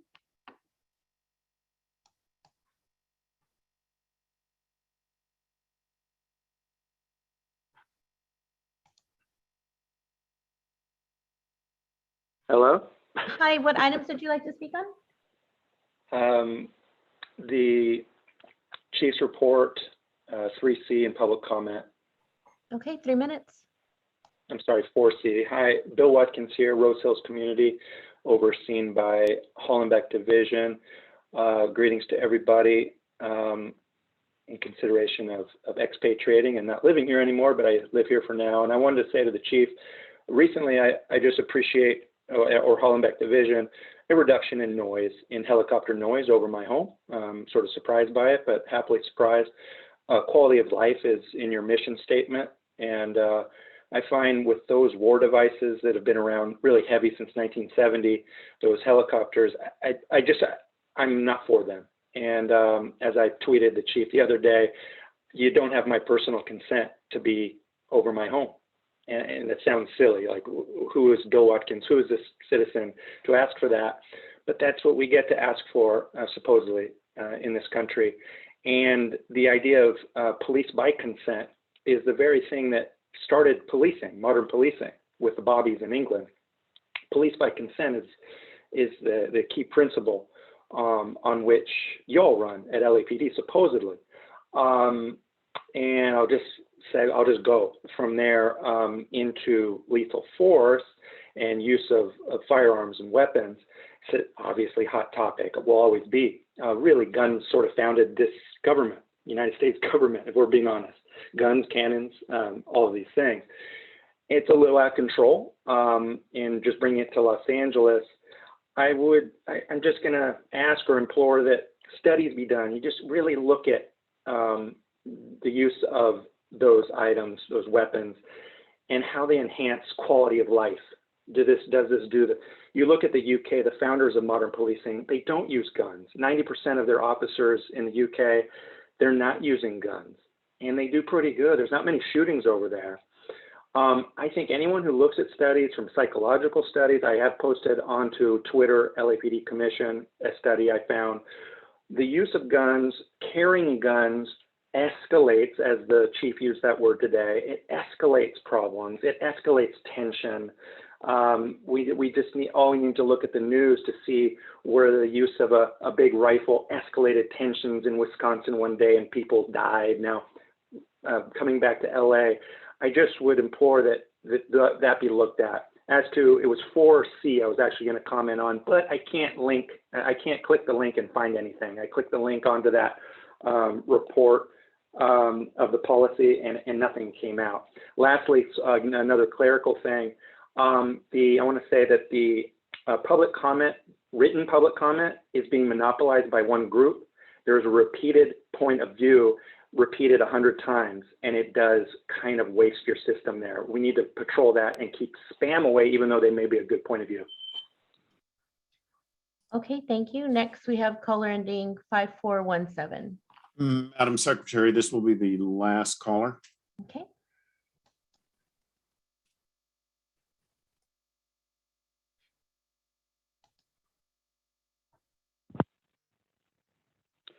Hello? Hi, what items would you like to Can you speak? hear me? Yeah, the chief's report and public comment. Okay, 2 minutes. Yeah, Chief, yeah, I appreciate the LAPD. We need the LAPD because they have vast discretion, and they're better bang for your buck, as to put it directly. But in my area, which is the San Fernando Valley, and which would be the Foothill Division, we're having a little communication problem with the community policing. My SLO completely ignores my area, doesn't communicate at all. So I don't know why. It's, I'm probably the only one that complains, maybe, I don't know. Also, I wanted to mention the people that are doing these follow homes. I believe that they're using these air tags, and they're putting them on cars and following some of these people in really windy canyon roads, which are very difficult to find on your own. So I think they're using those devices to track those people into their homes. Also, I wanted to mention something else. Yeah, the violence that's happening in our area, I believe it's a lot of outside people from other states I don't believe that a majority of them are from Los Angeles. I really believe that they're from out of state. And that's my comment. Thank you.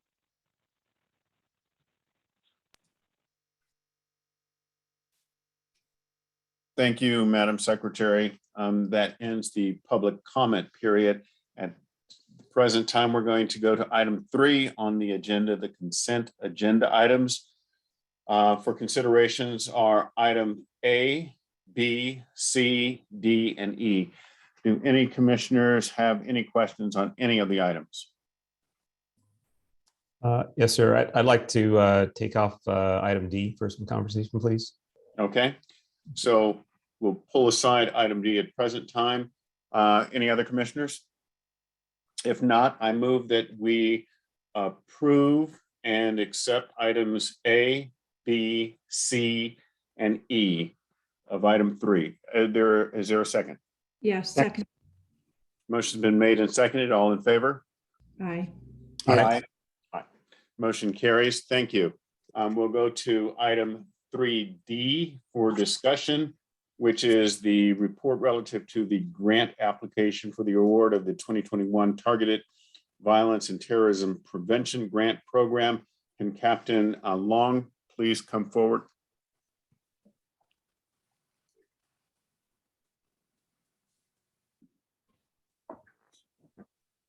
Mr. President, I don't see them logged on at this moment. I'm getting in contact with them right now. Okay.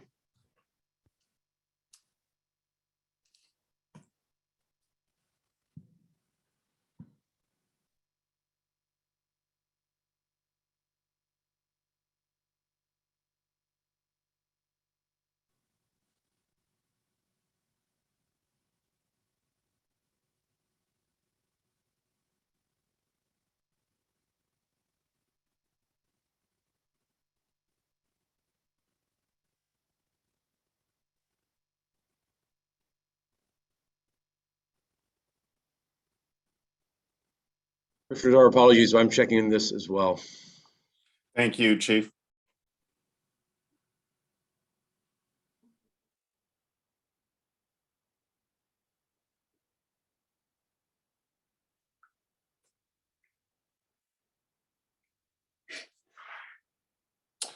Commissioner Bonner, if we have no one here within a minute's time, then we'll go to items 4 on the agenda and we'll come back to item 3D. Is that okay with you? Mr. President, we just located them. Okay. Thank you.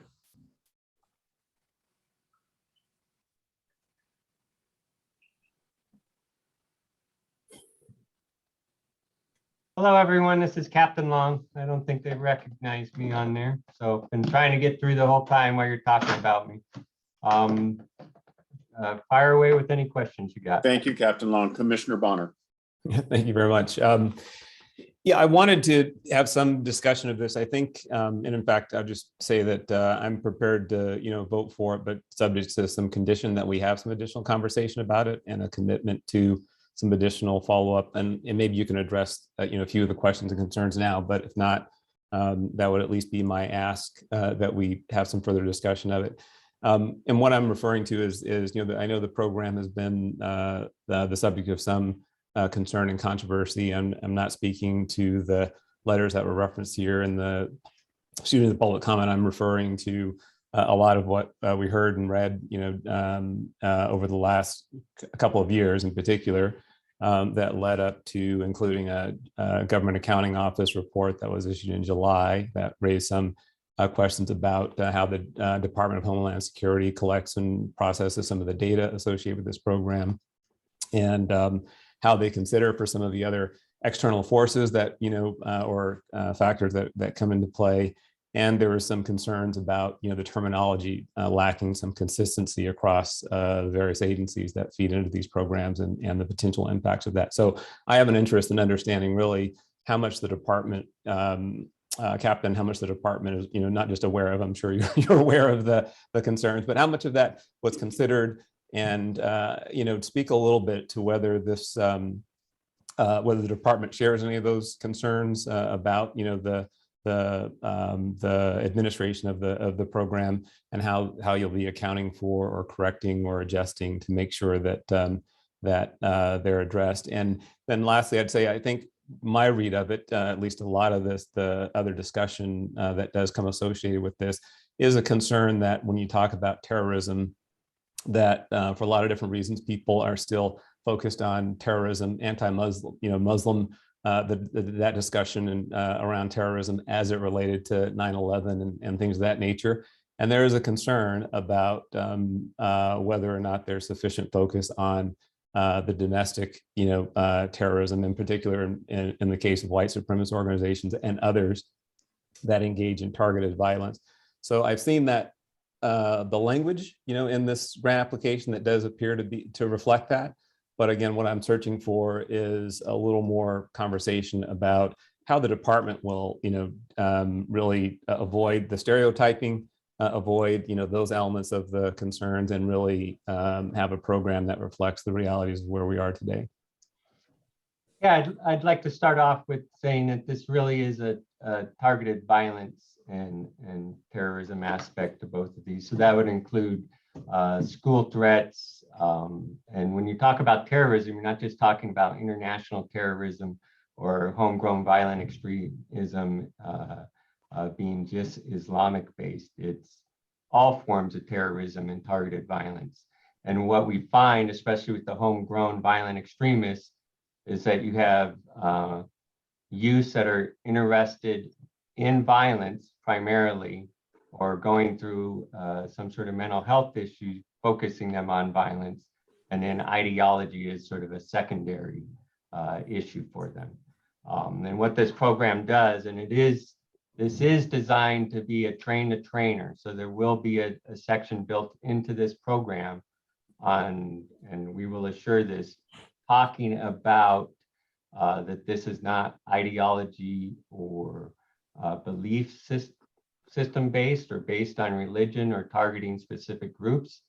This is targeting how do we get in front of people that we think are susceptible to this type of violence, but getting in front of them not just with law enforcement, but this is really driven towards a mental health component.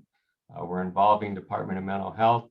It's involving local clergy. It's involving the communities, and it's involving the schools, all of which are potential targets and have had violence as we witnessed this last week on school threats and school violence.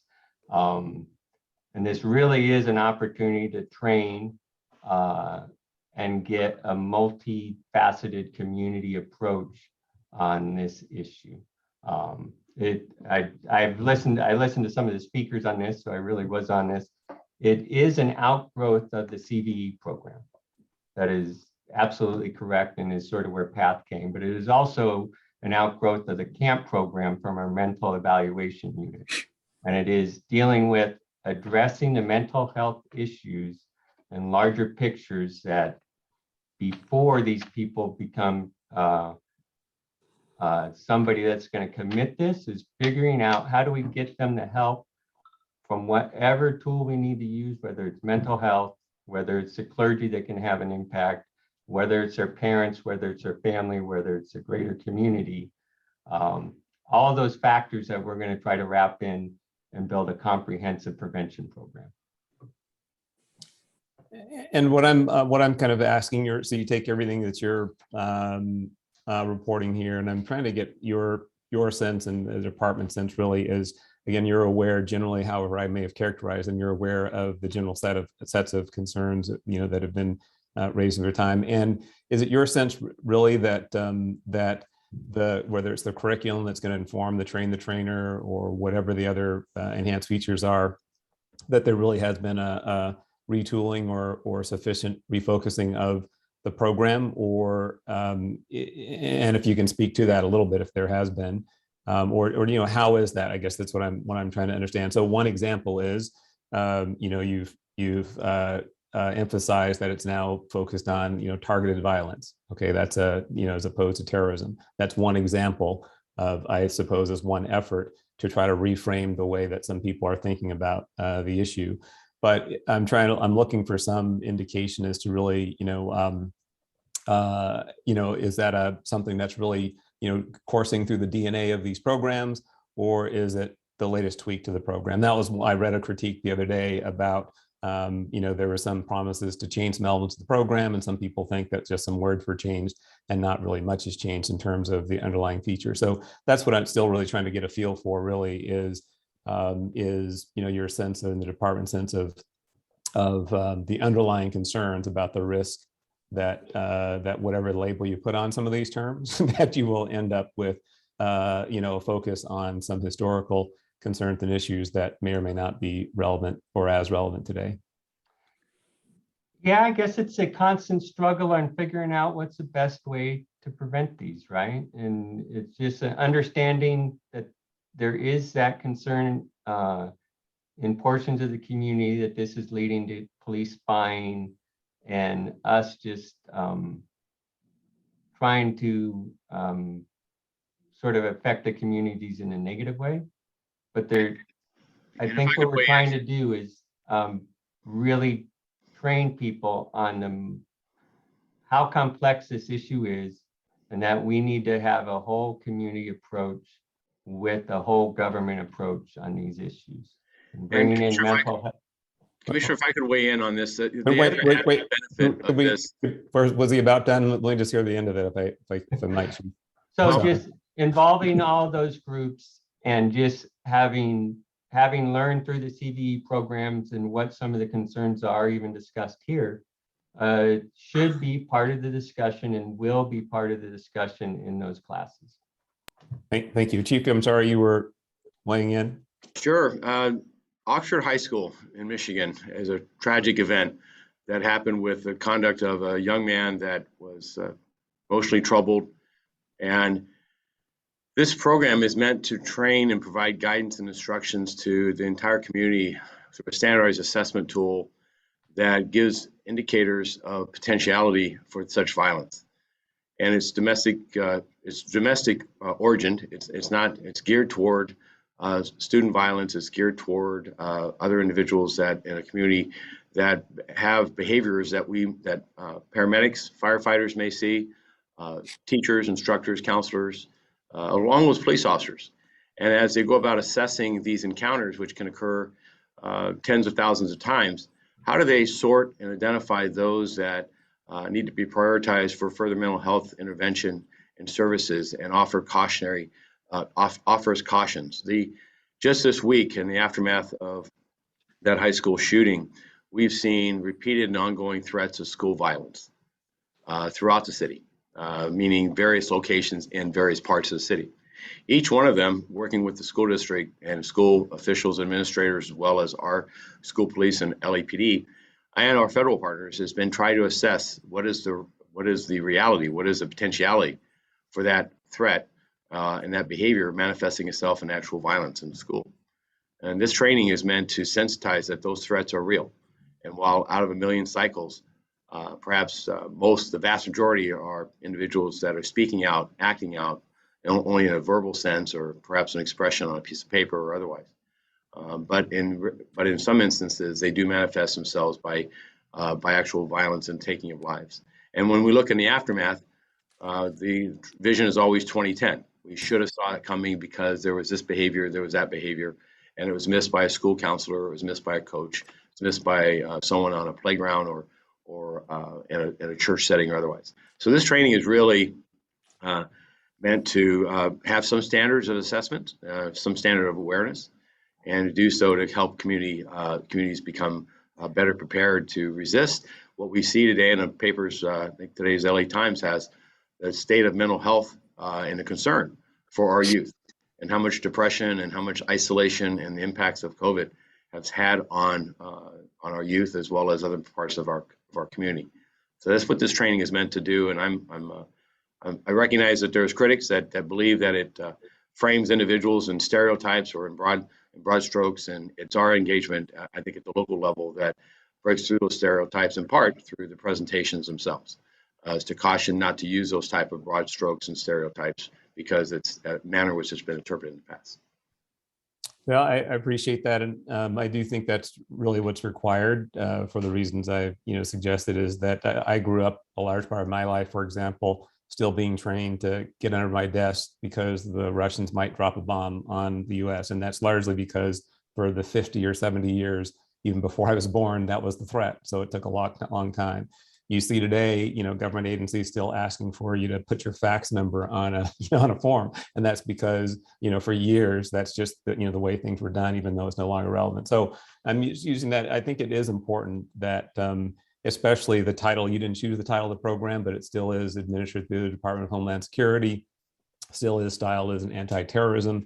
And people, when you say that word, it means certain things to people and has that risk of being administered, accordingly. So I would just ask you to overcorrect, in that regard. And as I said at the beginning of my comments, that what I'm looking for, or what I would be asking for, is some follow-up at some point in time, whatever you think would be appropriate, to maybe provide some more information as to how the department's going about that. But I just think it's a little more complicated than a consent item to really understand what's going to be done to address it.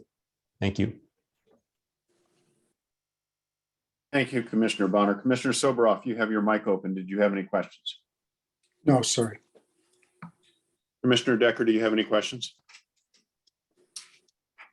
Captain Long, I just want to ask some real pointed questions that are derivative of some of the public comments that we've received. And so I'm just going to, in rapid fire, ask you these questions. Is this program designed to target the Black community? No. Is it designed to target the Black Muslim community? No. Is it designed to target the Hispanic community? No. Is it designed to target any particular community? No. Thank you. I have no further questions. At this time, I move that we approve the department's report and transmit it to the mayor and city council. Is there a second? Second. Motion's been made and seconded. All in favor? Aye. Aye. Aye. Aye.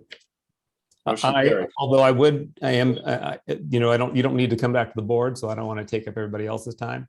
But I would ask the captain and the chief for some further comment on the issues that I raised. So I'm happy to make myself available for that information when you have it available.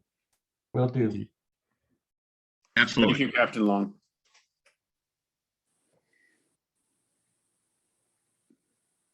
At this time, we're going to item 4, the regular agenda items.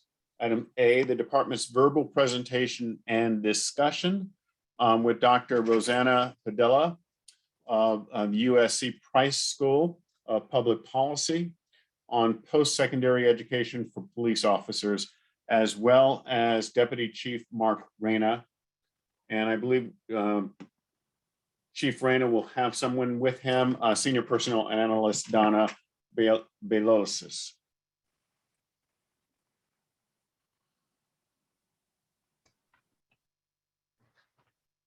Good morning, Chief Reyna. Good morning, Commissioner, Police Commissioners, Chief Moore, Mr. Tiefenk, good morning. And if I believe you, I was still logging in. I believe you asked to have Donna Belosis join us also. Right, as well as Dr. Padilla.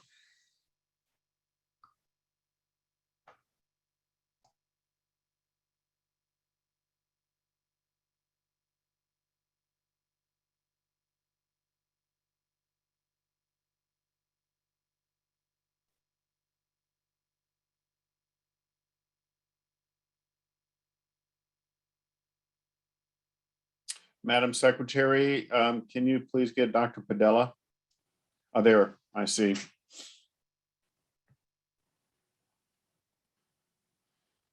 Dr. Padilla, can you turn on your camera? There you go. Thank you. Good morning. Thank you. Good morning. Let me go ahead and share my screen. Are you all seeing the slides there? Yes, we can see them, Dr. Padilla. Great. So good morning. Thank you very much for having me with you today. I'll go ahead and jump right in. As we know, policing today is complex, and the changing nature of law and law enforcement tasks our law enforcement professionals with a wide range of responsibilities that require innovative problem solving, communication, and analytical skills. While we recognize that there are officers who do not have post-secondary education, but nonetheless provide exemplary service, research has found that post-secondary education can help develop the skills and competencies needed to perform successfully in this challenging capacity. And here, I've included examples of these benefits for college-educated officers.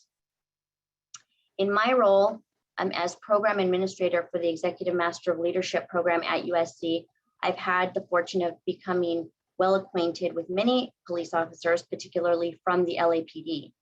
And the sentiment expressed among these officers is that although the department has education requirements for promotional eligibility, a coherent pathway for understanding the benefits of education or how to navigate the available options for pursuing them is non-existent. This led me to focus my recent dissertation research for my doctorate in organizational change and leadership on how to increase post-secondary education among officers to help maximize the workforce potential and encourage career success among LAPD officers, which is one of the goals of the department's strategic plan. Understanding the officer's experience of pursuing education while being employed by the LAPD was essential to identify the needs for developing a systematic method for getting officers to pursue, for guiding officers to pursue post-secondary education. Data was collected by interviewing 8 sworn LAPD officers with varying years of experience and rank who had post-secondary experience, and collectively their average years of experience with the department was 20 years. Just as an aside, the majority of the participants in this study were non-traditional students, people of color, and first generation in their families to pursue post-secondary education. So considering the racial or ethnic profile of LAPD sworn officers, I did note in my dissertation that a further area of consideration should be made regarding the implications of post-secondary education achievement as it relates to diversity, equity, and inclusion at the command staff level, particularly among women and people of color.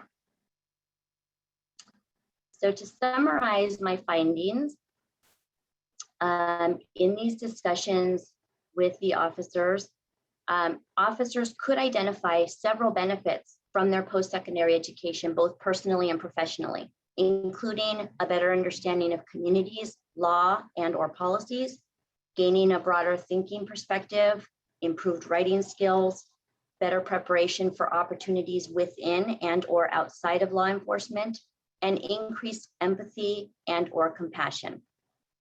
Participants found their education far more beneficial than they had initially anticipated. And although officers with post-secondary education may be able to identify the benefits, those without may not readily have this knowledge.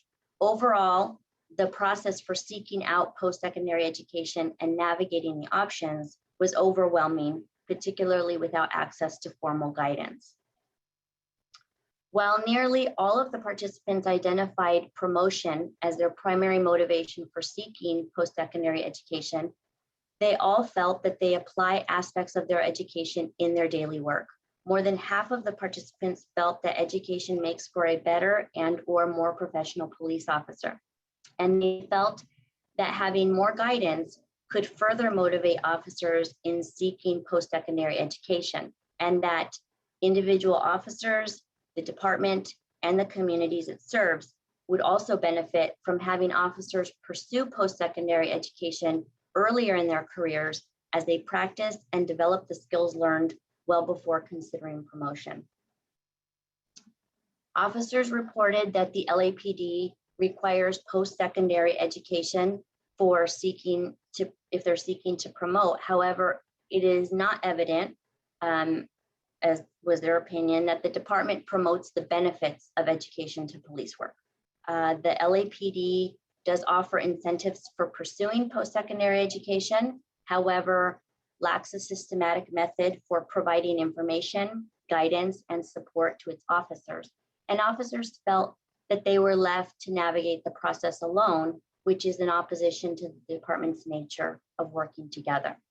As the department is built on a culture of togetherness, from patrolling with a partner to being part of the SWAT team or other such specialized units, just as some examples. And here are just a couple of examples of what some of our officers had to say in terms of there being a lot to consider when deciding to pursue post-secondary education, and also the need for guidance about how to determine which institution, what discipline, what major to continue in. So based on the findings and the officer's wish list, if you will, the evidence-based recommended implementation that I refer to as the Cops Go to College program is the holistic innovation that builds upon some of the resources that already are provided by the LAPD. So building upon some of those. The key features of the program include asynchronous workshops, a virtual knowledge library, access to an educational specialist, mentoring, and cohort enrollment.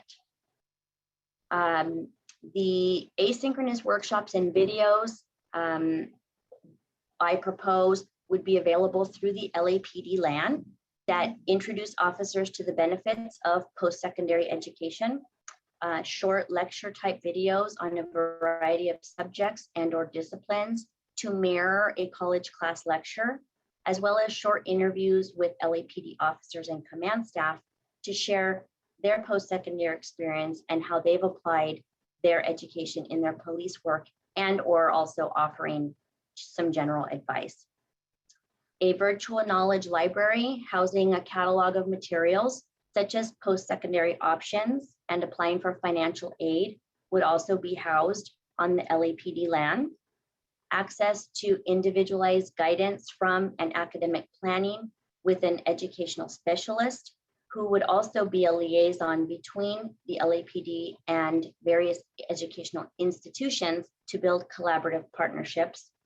The facilitation of a robust mentoring program by police officers and command staff with post-secondary education, and a cohort-based enrollment in post-secondary education, both for general education, such as an Associate of Arts degree, and also discipline or major specific to create learning and support communities for our officers.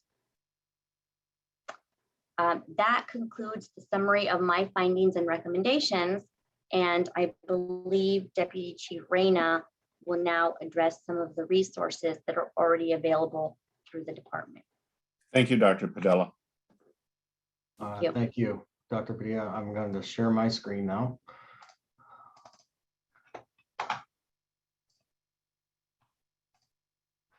Okay, I hope everybody can see that. Yes. Okay, thank you.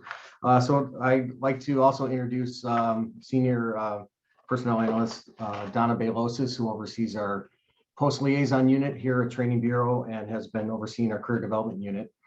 So I'd like to discuss our Career Development Unit in detail and what we do for our personnel, both sworn and civilian, to allow for the opportunities for training, education, and mentoring.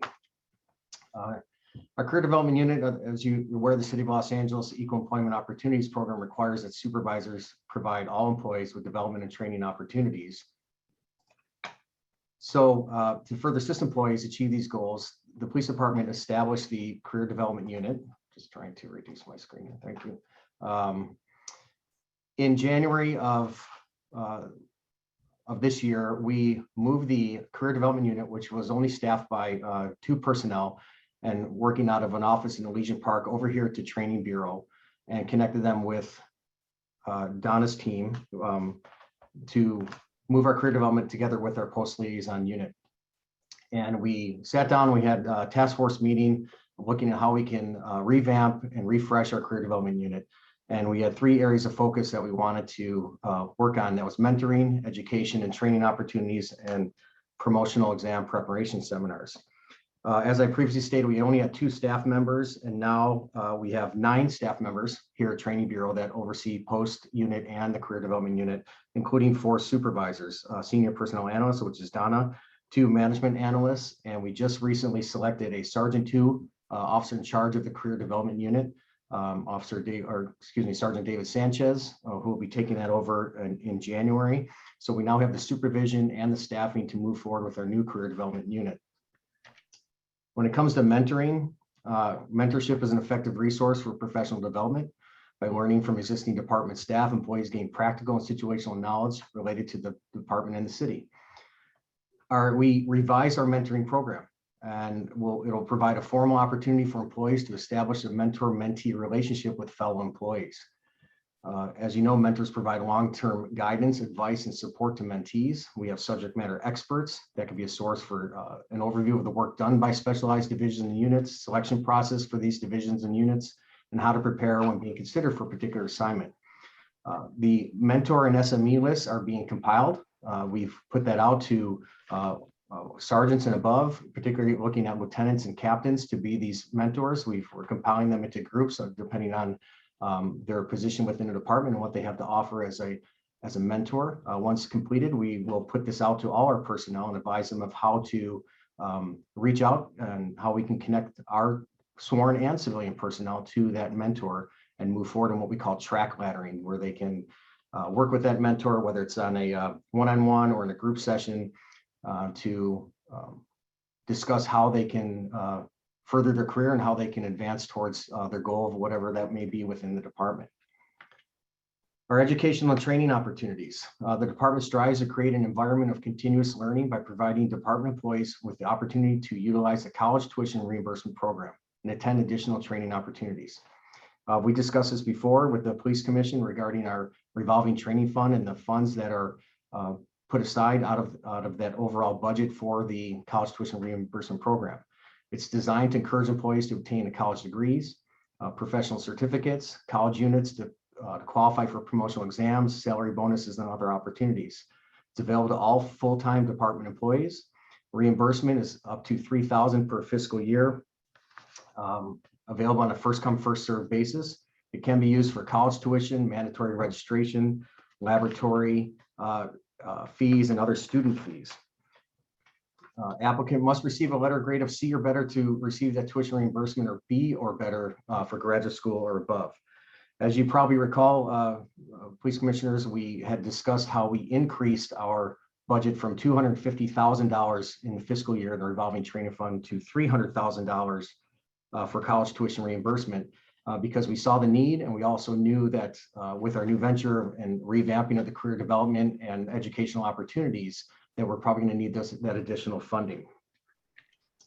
As you can see here, this is what we spent in the college tuition reimbursement program by fiscal year going back. You can see we're averaging about $200,000. If you look at 2021 and 2022, we're halfway through the year. We're already at roughly $132,000.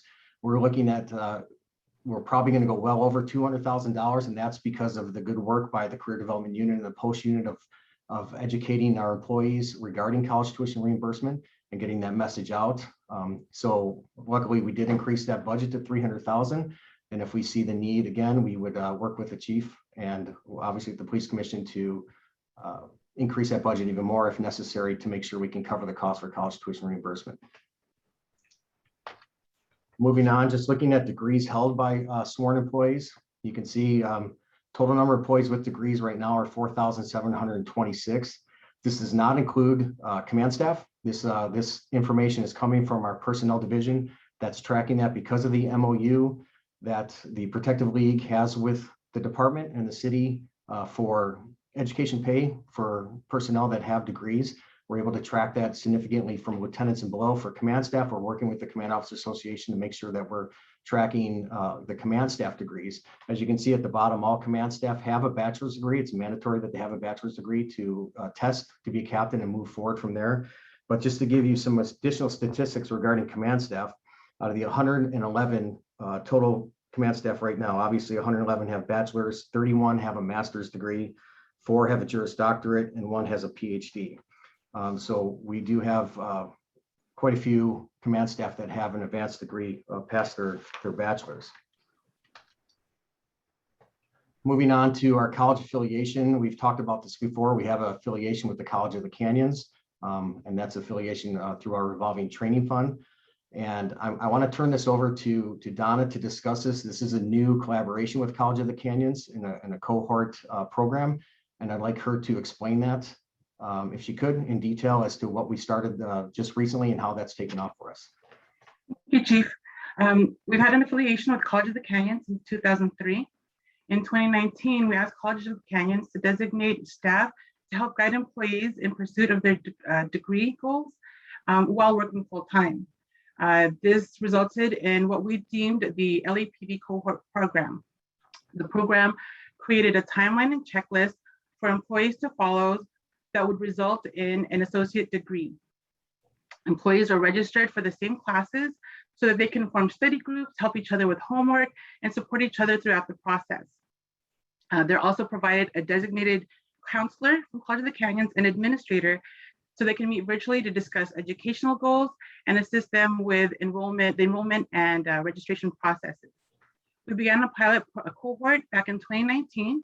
Employees are set to finish by the end of this year, beginning of next year, and we have 2 new cohorts scheduled to begin in 2022.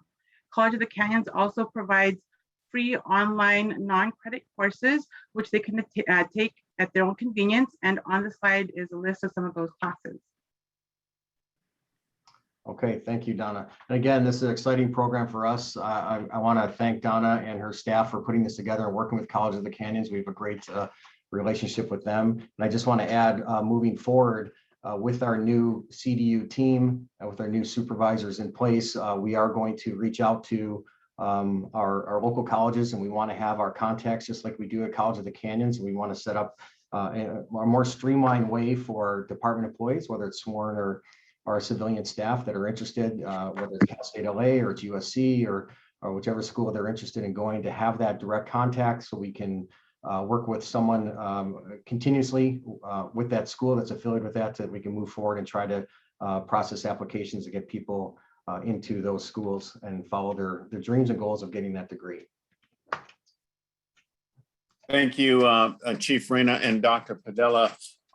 Before I open it up to questions from some of the other commissioners, I just like to point out, Dr. Padilla, I was afforded the opportunity to review your doctoral thesis, and I found it particularly informative and something that is a step, in my opinion, in the direction of what I think we all want, which is reform of the police department in the good sense of educating the officers, allowing them to engage in critical thinking, also demonstrating empathy for those with whom they police, and just overall being better able to communicate. In your thesis, there were some stark examples that you illustrated and described of some of the officers who had obtained post-secondary education and who then went on to, in fact, use their education out in the field in policing. Can you just give us, 1 or 2 of those examples? Because I think that they're particularly informative as to the benefits that an officer would directly receive from such post-secondary education. Sure. So I think one that I know you had mentioned specifically that sort of struck you is there was a call to, a local grocery store, sort of a dispute, if you will, between a group of Girl Scouts that I believe was setting up to sell cookies and a solicitor who didn't have permission to be there. And there was sort of an argument between the 2 groups. And so LAPD was called and officers responded, and then a supervisor came out. And This was actually a graduate of the Executive Master of Leadership program at USC. And she decided that, you know, rather than be reactive to it, she said, you know, we could have easily ended the whole situation just, you know, handling it a different way. Instead, she engaged in a discussion, right? She took the time to speak to both sides, get an understanding of what they were feeling, sort of, you know, tap into the emotions that they were each expressing.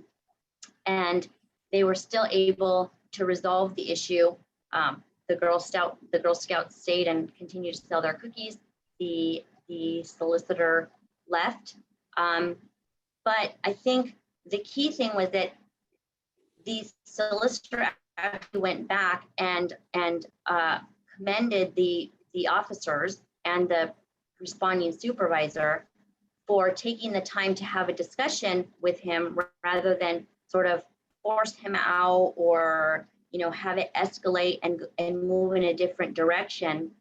And, you know, I think that goes to show that sometimes, you know, taking a step back and reassessing and deciding that maybe a different approach rather than reactive, it may take more effort, will oftentimes in the same, if not a better solution, right? And then you have community members who are also satisfied then by the experience and that they have had with your officers. Thank you, Dr. Padilla. And Chief Reyna, I know that you and I have had a number of discussions about, you know, educating the officers or encouraging officers to go out and get post-secondary education. Is there an opportunity for us to say, for example, the upcoming class that's graduating or the class that will be in the academy next year, for those who don't have post-secondary education, for the department to, you know, as these recruits and cadets move along, encourage them that, you know, once they're out there past their training, that this might be something that they want to pursue, and, you know, the department affords them, potential reimbursement for their educational opportunities. Yes, absolutely. And that's something that our career development is going to do, is not only discuss this with starting from the recruits in the academy, going an orientation day, we call it, in the beginning, where other department or city entities are coming for their 10, 15, 20 minutes to talk about what they can do for those recruits. Our career development will be there. There's a discussion to have a career development tent at graduation. So after they receive their certificate from the chief of police and they're with their families, they can discuss that with career development. We do have many other outreach efforts that I could discuss. Our career development is attending divisional wellness days. We're talking to our training coordinators citywide. We have quarterly meetings with them and discussing now what's available for them. We have compiled email distribution lists for what career development and college tuition reimbursement offers. And then obviously we're going to use that for our mentoring program to make sure that they know that we have those mentors there to walk them through that process if they're especially a young officer coming on the job who wants to pursue that degree. We also have our post unit that's creating a new CDU checklist for post certificates and promotions. As you're well aware, we have a basic, intermediate, advanced, supervisory management certificates, things like that with post to continue to educate those officers and remind those officers and civilian personnel to go forward and get those certificates. We're working with our affinity groups to relay this information to them regarding CDU. We have a flyer program that's we're going to have flyers going to all the divisions and all the stations, advising them how to get in touch with CDU. And we're also looking at, like I mentioned, having the connection with college fairs and having colleges come to us, or maybe have a college fair here at headquarters or different bureaus around the city, so officers and civilian staff can attend that and be connected with our contacts from the colleges. So a lot of efforts going on. And yes, to answer your question, not only from the first day in orientation with recruits, but continuously throughout their career, whether sworn or civilian in this department, we will educate them as far as what is available to them, how to work it, how to be connected, and how to help them navigate through the process. Thank you very much, Chief Reyna. Commissioner Soboroff, I see you have your mic open. Sure. Question for Dr. Is Padilla the way you pronounce? Or Padilla? Okay. For Dr. Padilla. It's good for schools to have officers come to the schools and take classes or participate, I would imagine. What financial incentives, scholarships, grants are offered by schools, or do you recommend schools to offer that to help? Does for example, does USC? If a cop wants to go to a class at USC, does the cop have to pay? Or is there any financial assistance other than this $3,000, which doesn't, I don't know how much. Is there anything else available at SC? So I think that in terms of financial assistance, it will vary based on the institutions. Yes. USC, for example, the executive, it will also depend on programs. So the Executive Master of Leadership program that I work with, we do have a half tuition scholarship for 2 sworn LAPD officers each year.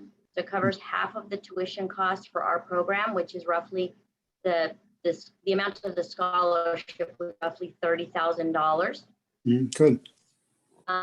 Again, different programs at USC, they may have different scholarships and financial aid. Would you recommend resources available? Would you recommend a widespread, university-wide, whether it's all universities, subsidizing or providing scholarships to officers for these things? I mean, I understand what you're doing with those two. I think that's wonderful.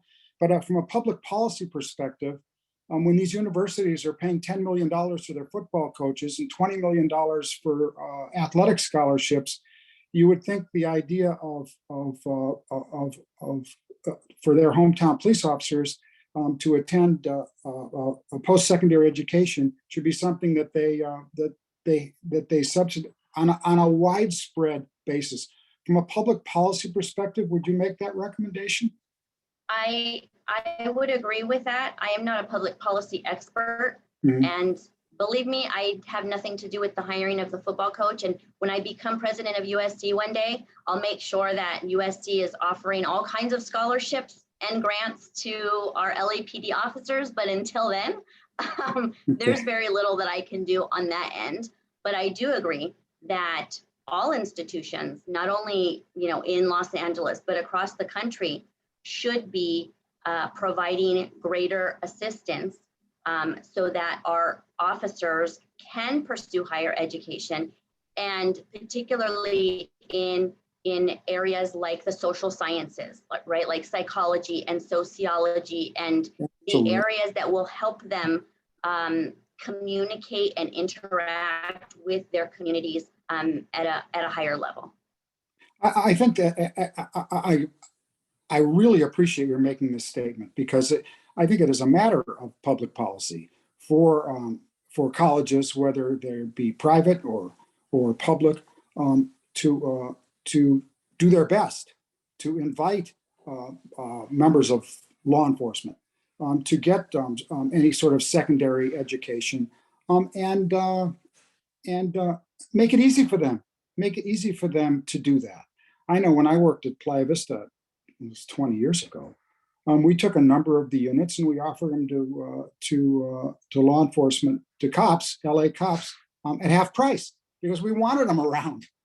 So here's an opportunity for schools to have presence of law enforcement officers that aren't, maybe they're all off duty, but at the same time, from a priority perspective, there's got to be some place where it can be made extremely easy on Chief Reyna and LAPD officers to be invited to attend, to get these classes without having to go through all kinds of hoops, and especially paying anything for it. It's just beyond my wildest. Commissioner, So I just I want to really add, appreciate that statement. I want to add on to what you're saying. Donna and her team are doing that. They're reaching out to all the schools. USC has been an incredible partner with Yeah. LPD. I received my master's from USC and a partial scholarship from them to go, which obviously helps. Anything helps when it comes to tuition nowadays. But they are working with these colleges, not only have that point of contact to navigate through the process of applying, but also to look for scholarships or any type of incentive to go to that school to keep the tuition payments down, because we all know that tuition has increased significantly over the years and it's difficult.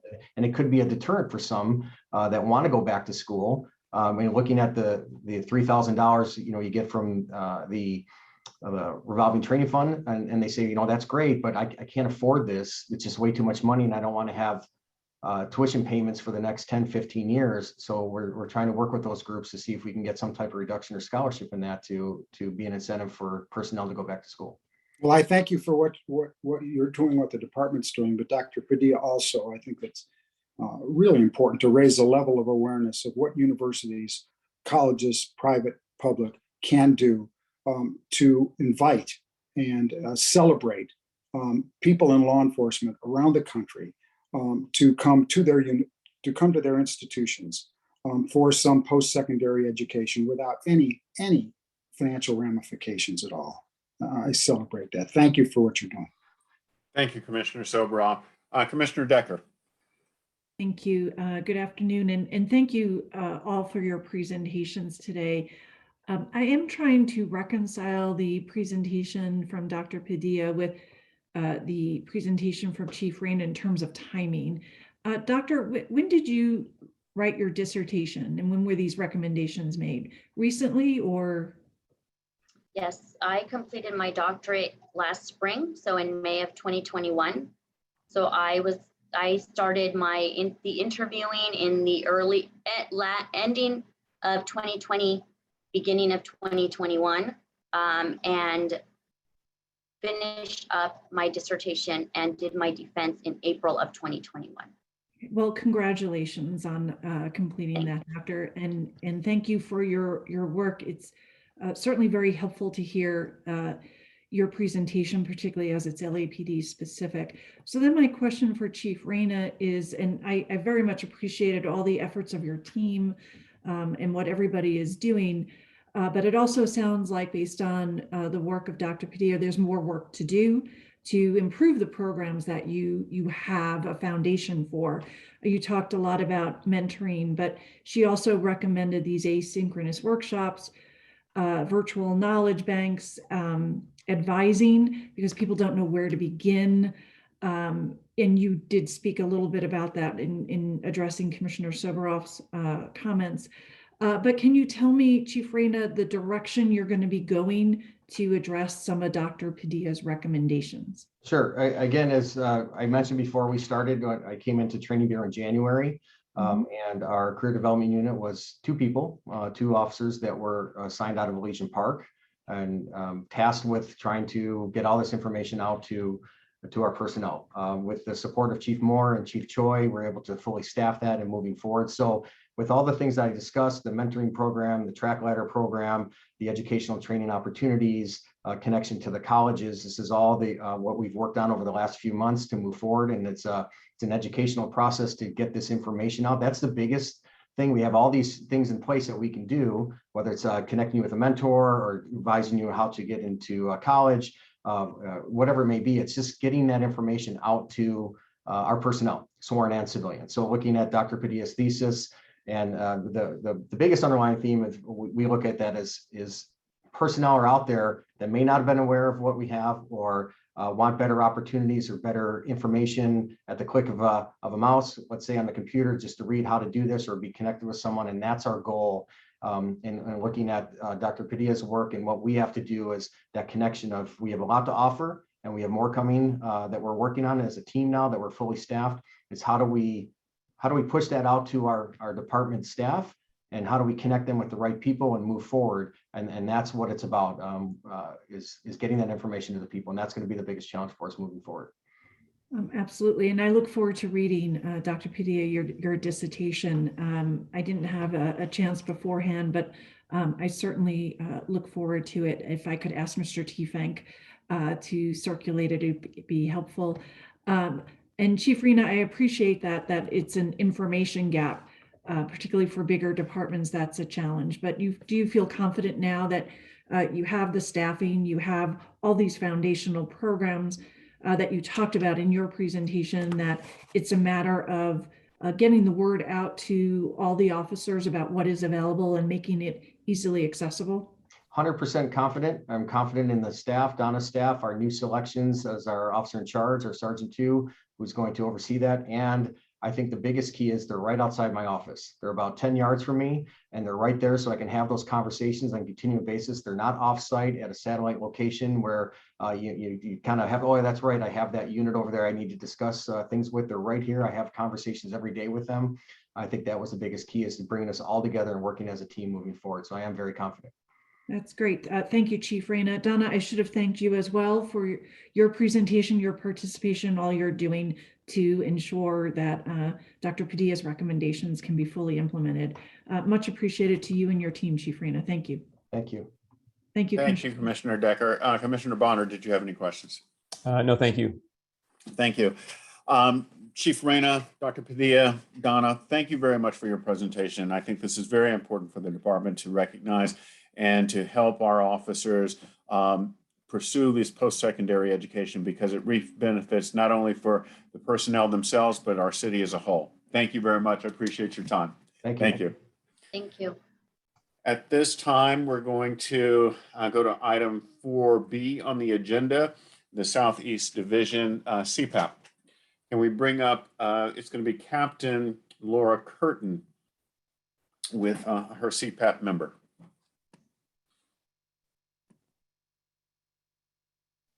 You're live. Hi, good morning or good afternoon. Good afternoon, Chief Moore, police commissioners, and all that are on this meeting. I'm Patrol Captain Laura Curtin of Southeast Division. Southeast Division encompasses 10.2 square miles and is home to approximately 150,000 residents. Southeast currently leads the city in violent crime reduction at 11.7% and an overall crime reduction of 6.1%, also leading the city. Not only am I proud of the efforts by the Southeast officers and detectives, but the overall impact these reductions have made on our citizens who live within Southeast Division. This gives me a sense of comfort knowing that our community members are less apt to become victims of a violent crime. Furthermore, property crime is down 1.8% within Southeast Division. However, the area of most concern are our homicides, which are up by 27.5% over last year. And unfortunately, we had a double homicide last night, which I responded to. Southeast currently has 51 homicides in 2021. However, this time last year, Southeast Division was at 40 homicides. In addition, our shots fired are up 18.8%, and our shooting victims are up 6%. And although extremely concerning, shots fired and shooting victims have been consistently trending down throughout the year. To put this in perspective, within the first month of 2021, shots fired were up 330%, and shooting victims were up 1,100%. So significant decrease in our shots fired and shooting victims. However, one victim is one too many. Some of the best practices we have here in Southeast Division. Our officers strive in building relationships with the community. Partnership and exceptional communication with Community Safety Partnership, which started within Southeast Division. Weekly meetings with the Watts Gang Task Force, which I attend weekly on Mondays.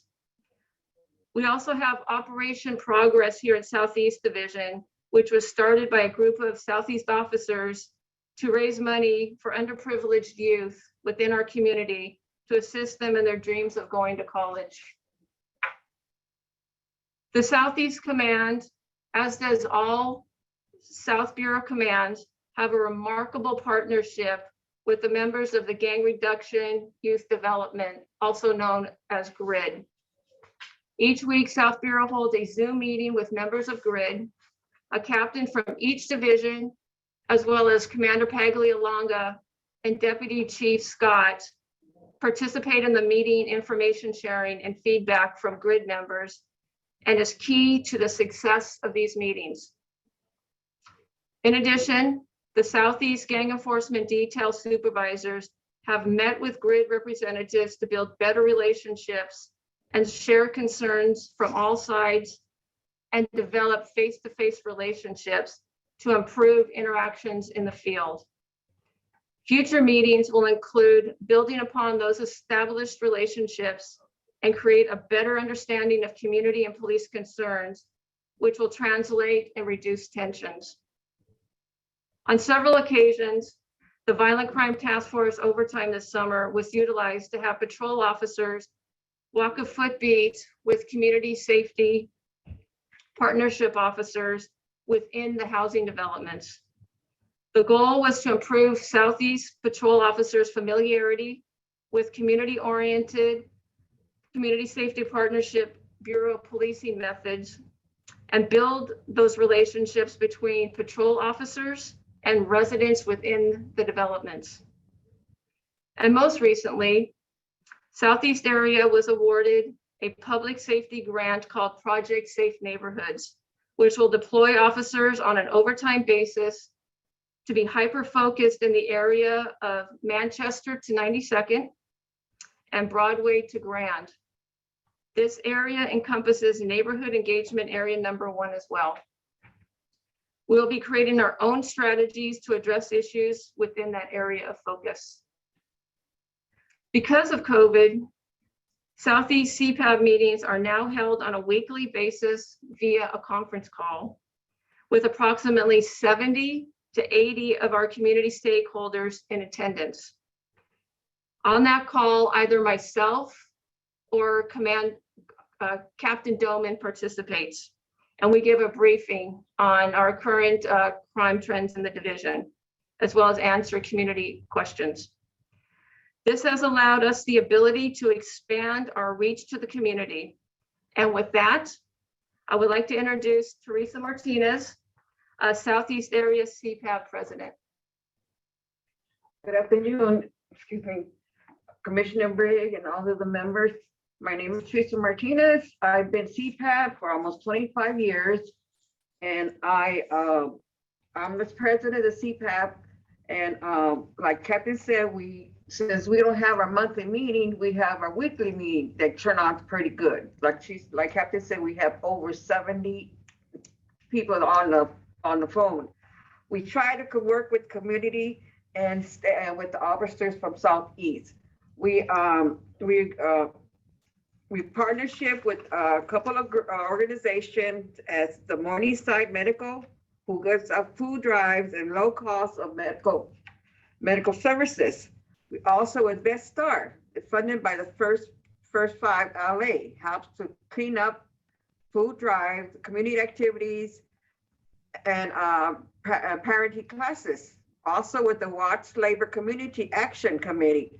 We always try to say with these groups, I myself try to stay in touch with all the members. We have like a tree phone call to, make sure all members are okay, if they need any help, or we try to tell them where they're giving out food, if they need any help. And sometimes some of the members will help and get it for them. We had lost 2 members this past year who were really active.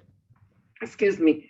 We always, like I said, I try to stay in touch. We just had in August our National Night Out. It was small compared to last year, but we had 30 vendors, and I think we had about 500 people, which that's our main big organization project that we do as a National Night Out.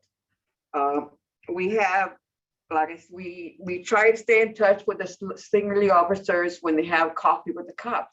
Some members will go and and community people will come and ask the singularly, questions, and like I tell them, make sure you know who your singularly officer, because they're a great help.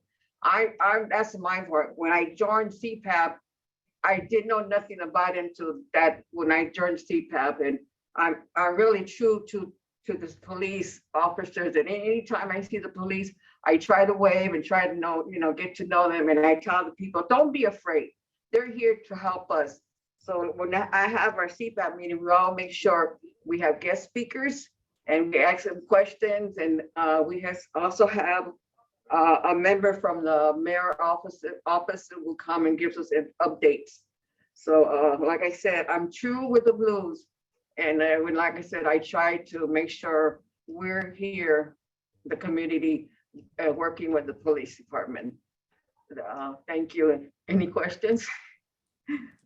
Thank you, Ms. Martinez. Thank you for your service and your dedication to that community for such a lengthy period of time. That's really encouraging to hear. And thank you, Captain Curtin, for the presentation that you made today. I'm particularly encouraged to hear how you're working with the Community Safety Partnership Bureau and how you use that to help train some of your other officers and bring the other officers in to learn some of the methodology employed by the Community Safety Partnership Bureau. That's really encouraging because I think it helps to build the community trust there. And I think that that's probably reflective in the numbers that you gave, where you said that you lead the city in crime reduction. So that is definitely really encouraging. So my question to Ms. Martinez is, Ms. Martinez, how do you use a CPAP with the Community Safety Partnership Bureau? Do you interact at all in addressing certain crimes that may occur in the community? And what focus do you bring to that, if any?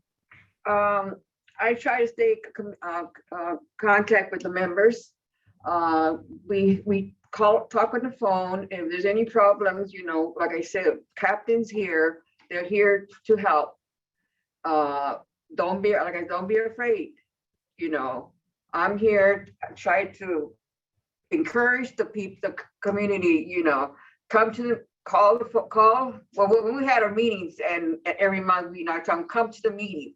It's very important, and you'll find out a lot of questions and great information, especially when we have small groups to talk to the police, talk to the auxiliary officers.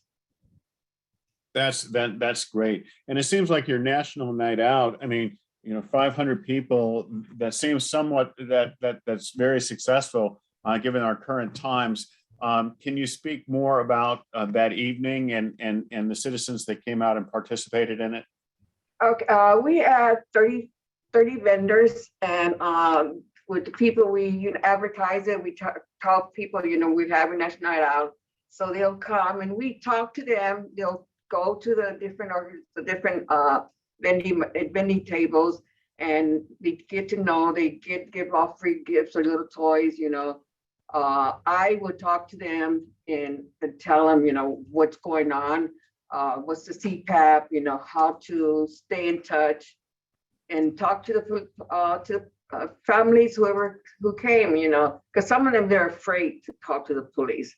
I was the same way like that before, but since I joined the CPAP, I've been CPAP's person for almost 15 years. I can't get out of it. People keep voting me in, and because they say you're doing a good job. You're out there talking to the people. So I try to say, I talk to the people in the community. I tell them, you could do this. My main thing, don't be afraid to talk to them. Well, Ms. Martinez, thank you so much for your service. That is phenomenal. And the community has spoken that you must be doing a great job if they continually elected you. I know. I'm trying to retire, but they don't let me. Do any of the other commissioners have questions? Yes. Commissioner Bonner. If I might, thank you very much. Also want to thank Captain Curtin and Ms. Martinez for being here. haven't been to Southeast since earlier in the year, I think, when now Commander Paglialonga was the captain there. So I'm probably due to come down and say hello. So I'll certainly plan to do that. I had just a couple of questions, and probably for Ms. Martinez, since you've been kind of in the mix for quite a long time there in the community. And I'm going to try to tie this kind of to the current, discussion that we're seeing to some degree across the city, where the top line messages on the news, the newspaper, and so on is about, the increase in the smash and grab robberies, the follow home robberies, the increase in gun violence. And we, hear reports week to week about, any particular element of crime ticking up or down or so on. My question to you, and this is, kind of from the real world perspective as a member of the community, is whether you personally or, the people you talk with, my sense is they're probably not following crime statistics in that degree. So the question is, are they feeling this, the way the rest of the city or much of the city is reading about it and talking about it? Or is it an ongoing effort to manage, a set of conditions that have been, in the community for some time? So I'm trying to get a sense of whether, there's some sense that the recent situation that we're in is something new in this community, or is the community more focused on what is perceived as longer term ongoing issues? I think it's a ongoing issue, because they want to make sure they're safe. Even walking around and walking, like I used to do a lot of walking from my house to the little market. And my daughter tells me, no, Mom, I said, don't worry. There's somebody around there that I know in the community. And there's always the LAPD, squad cars around there. So I do believe, their main thing is safety, safety of the community and safety for them. And you mentioned the neighborhood engagement area 1 and some of the conversation about some of the strategies that might be underway. Can you give us a preview or highlights? I'm not asking you to kind of walk us through any particular strategy, but just, again, you've been around for a long time and seen, a lot of conversation. Just what are the examples of some of the ideas that have come from the community that either have been tried or not tried, but, just give a little flavor of what the community's views have been about what they want to see from the police?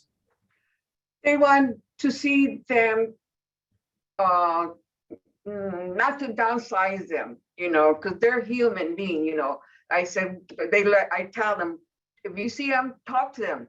They're there to help you, they're there to speak, because like I said, I try to wave them down and tell them who I am and I'm from the community. And like I tell them, we're here to help you. We're here to support you.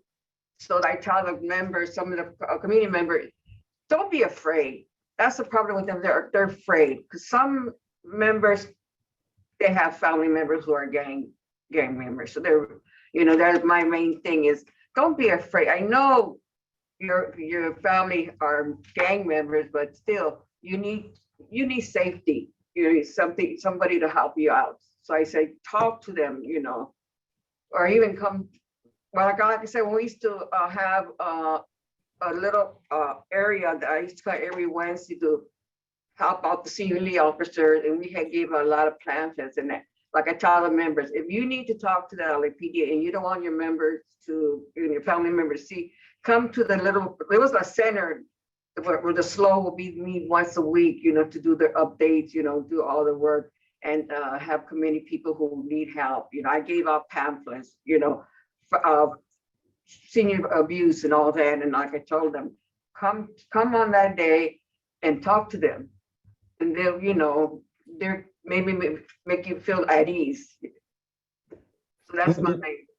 Yeah, I wanted to ask you a little bit. I'm glad you mentioned that, because when I spent a day there earlier, this year, and I spoke to some young people, 2 young women in particular, who these were high school age girls who talked about the risk and the difficulties of talking with the police and being seen and talking with police. Is that and I have a lot of sympathy for that issue for young people in particular, and I would say even young men in particular who have the challenge of in some cases being bullied for just not just talking to the police, but just doing simple things like studying and those kind of things. What I'm asking you is, again, is like, is that from your perspective, is that something that also continues to, to go across different age groups? Like, are your friends, people your age, your colleagues, also still concerned about that issue, or is it primarily a young people's issue, or what would you say? The younger generation, high school girls, with my members too, we're still kind of afraid, you never can tell what's happening, what's around your area. You just gotta just see where you're walking. And like it has to be like the younger generation. They're still afraid. Well, when I'm talking now again about how, like, I think one thing you were saying was that the community appreciates and wants to see more visibility of the police. And so what I'm asking is, I mentioned, some of the concern that younger people have expressed to me about, that concern. I'm asking, like, if you go down the street with some of your friends, you have a cup of coffee or to the store, are there people also, adults, the parents who are influencing the young people also creating some of that concern about being seen with the police? Or are you saying that people, as they get older in the community, and have more experience in the community and with the police, somewhat overcome that in some way? That's true.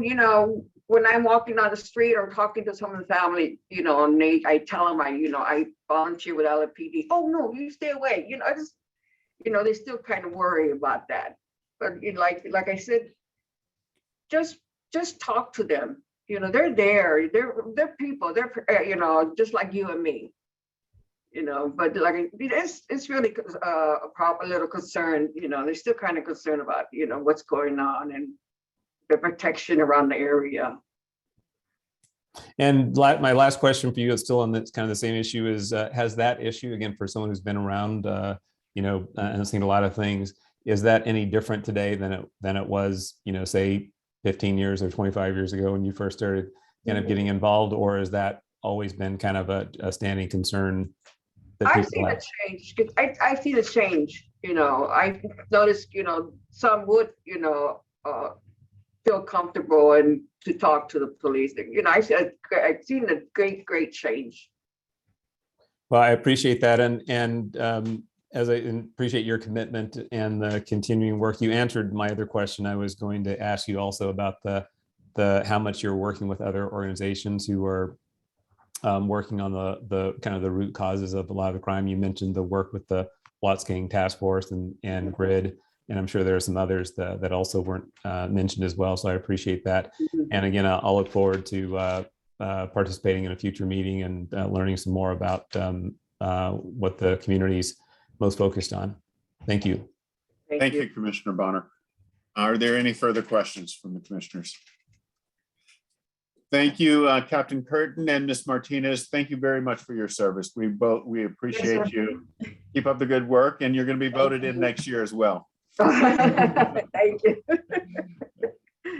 At this point, we're going to go to item 4C on the agenda, the department's report on the policy on the use of force that's been revised. Can we have Director Rhodes, please?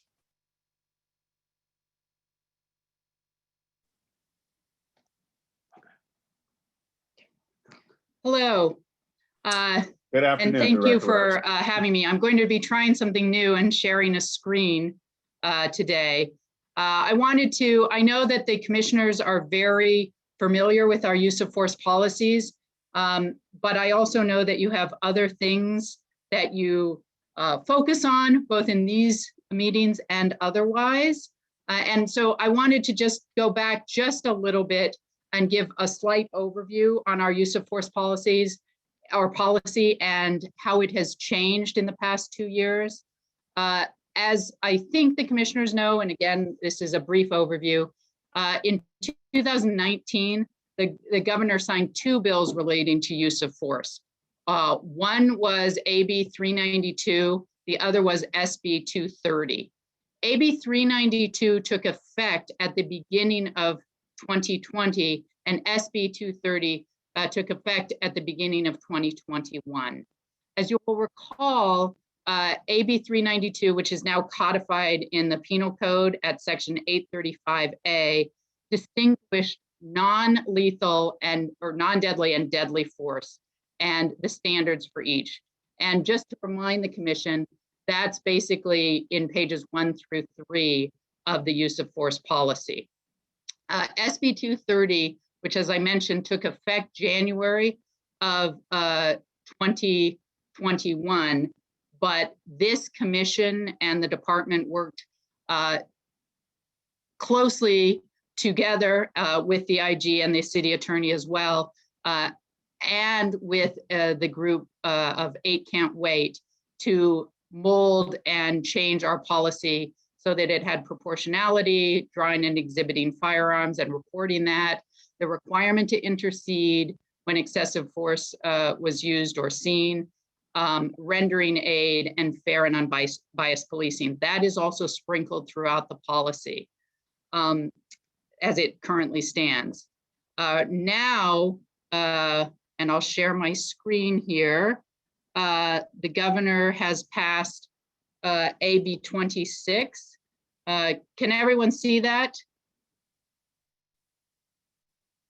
No, we can't directly look. Let me try again.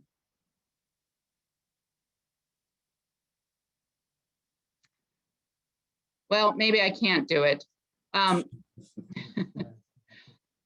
can you see? There we go. Yeah, we can Okay. see it now.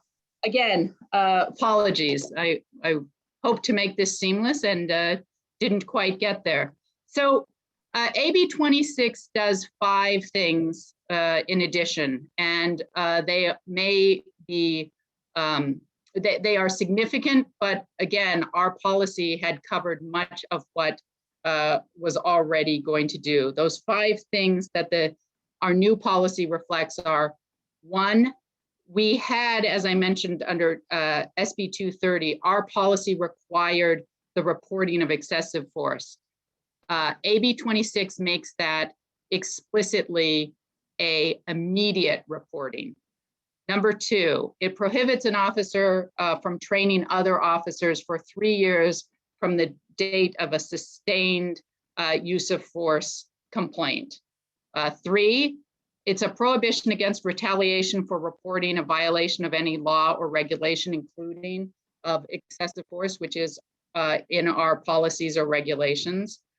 4, it defines the duty to intercede, which is perhaps more broad than one might think. And so this definition is in the statute and in our policy. And number 5, it requires that after training, officers who fail to intercede would be will be disciplined in the same manner as an officer who actually uses excessive force.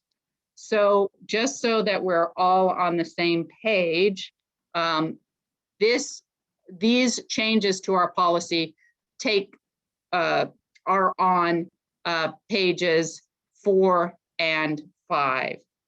So first of all, as you can see, we have added the word immediately, and that's in italics. So we previously had the duty to report. We have now explicitly put in that it is a duty to report immediately. The second thing we did also on page 4 is that an officer who has sustained an excessive force complaint shall be prohibited from training officers for a period of at least 3 years. The next, and it defines excessive force. Excessive force is defined in the Penal Code. And again, I would hearken back to the fact that excessive force is delineated between non-deadly and deadly in the Penal Code, and also in our policies at pages 1 through 3. And that has not changed, but the sustaining of a excessive force complaint and the prohibition on training other officers is new in this bill. The next one is retaliation for reporting potential excessive force or any violation of law or regulation, as well as the definition, which is in the statute. Those are on pages 4 and definitionally on page 5, where the other definitions can also be found. Again, going back to page 4, we had already had a duty to intercede, but the statute made it very clear that the duty to intercede includes the recording of such excessive force on body-worn video.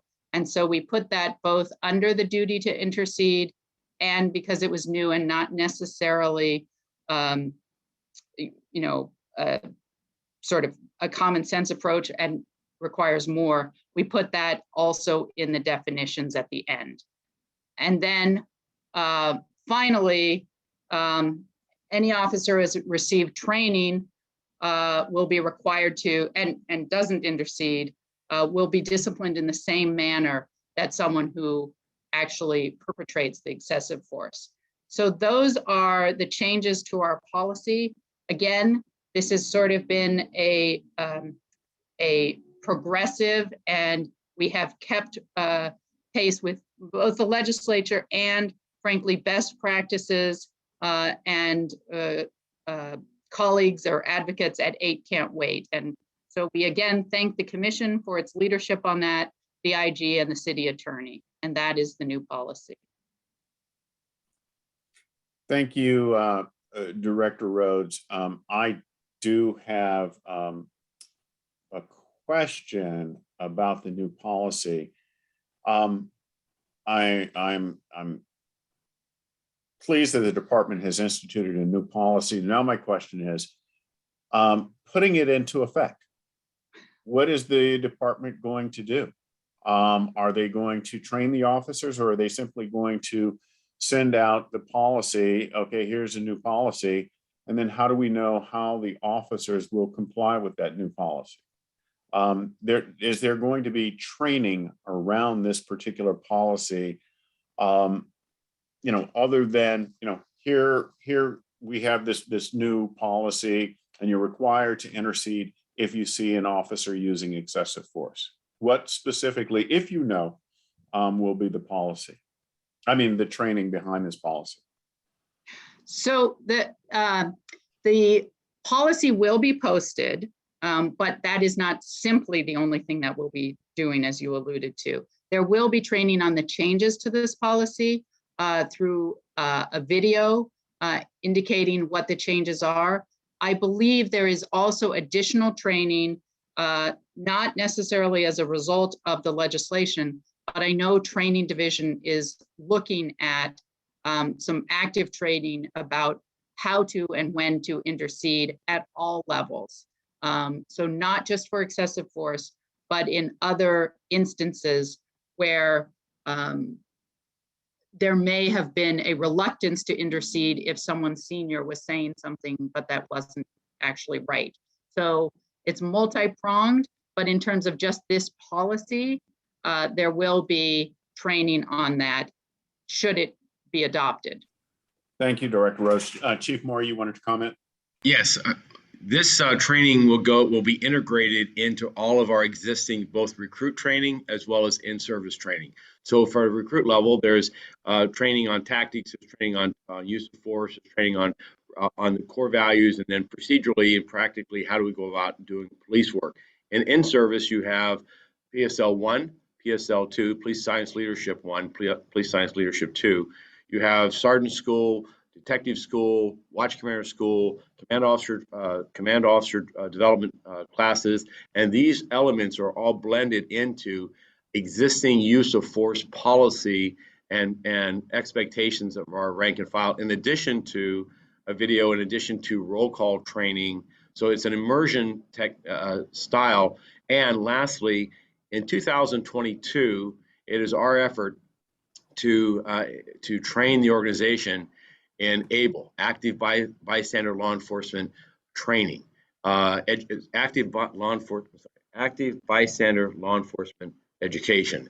This engagement, which will be, it's our efforts to try to seek funding for this from the philanthropic community that would allow us to bring the entire organization in for this dedicated series of tasks and training and development about the law enforcement's responsibilities, our ethical responsibilities to be our brother's keeper, to watch out for each other. And that includes intervening when we find officers engaged in problematic activity, including the matters of excessive force or other misconduct, or even conduct that jeopardizes them in their future, such as the use of alcohol or the use of reckless other behaviors that would go about that officers see over the course of their career. This also is supervisors, command officers, the entire organization. So the approval of this not just conforms with the law, but is now tasked with us of updating existing living documents, if you will,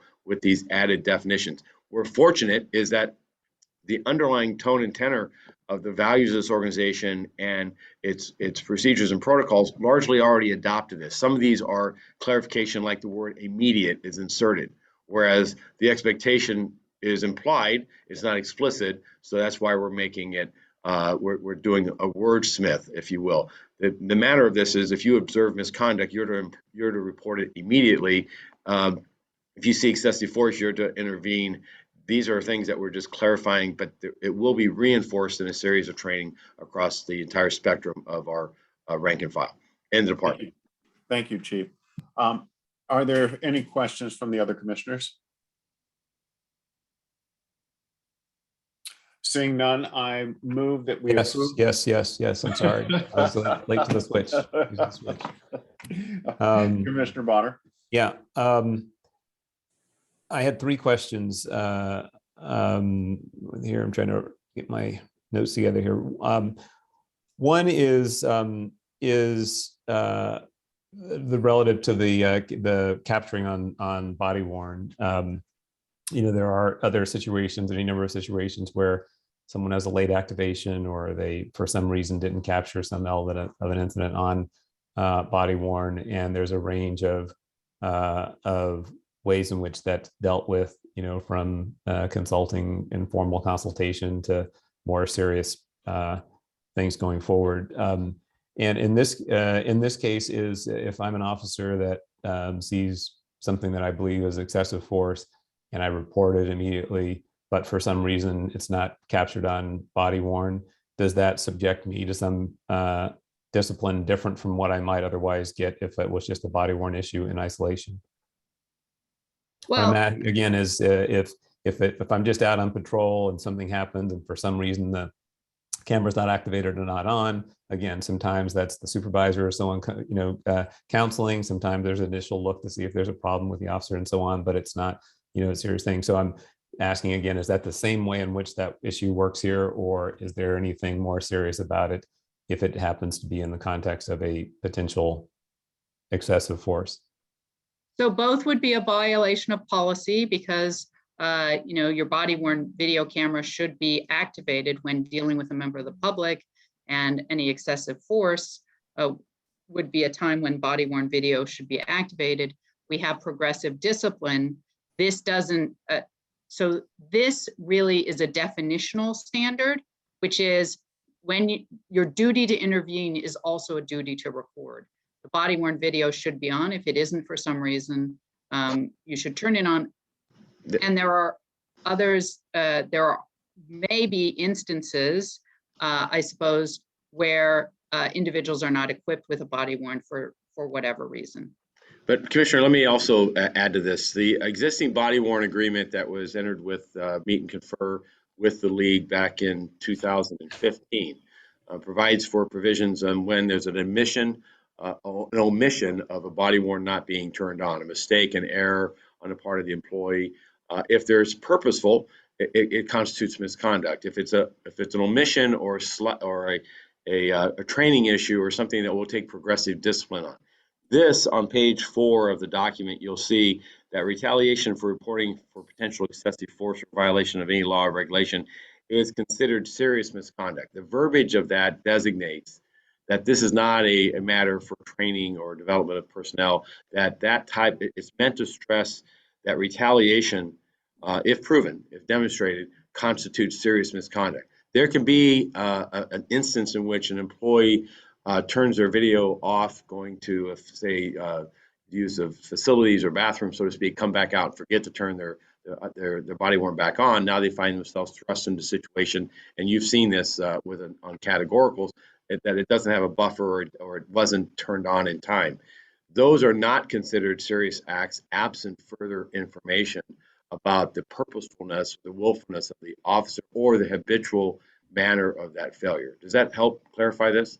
It does, somewhat. And I think just the concern, part of the concern is that, especially since, we're trying to make sure that people are not retaliated against, as well, that I just wouldn't want to see the situation where, again, if an officer who's, got some body worn issue that would otherwise be treated at one level, some counseling or what have you. But then in the context of an excessive force, report, I'm not assuming, for example, that everybody who sees the same set of facts is uniformly lined up and high-fiving that officer and thanking them for speaking up. I'm assuming that there's going to be mixed views about what they did. So I'm just saying I don't want a supervisor or someone coming down harder on an officer who reports something and says, "Oh, but by the way, we're going to do this much more excessive action based on on the fact that you didn't have body worn on. We'll take this other, the excessive force complaint under advisement and review that, but we're going to punish you a little more, harshly for not having your body worn camera on." That's kind of the scenario that I'm just wanting to make sure that even though you've got the requirement to, have your body worn on if you're reporting excessive force, that if that does not occur, that it'll be treated the same way that the failure to have body worn on under a variety of circumstances would be treated. This lays out that these lay out some hard, minimum standards. For instance, if you're found to have a sustained count of excessive force, then that training officer is prohibited for 3 years.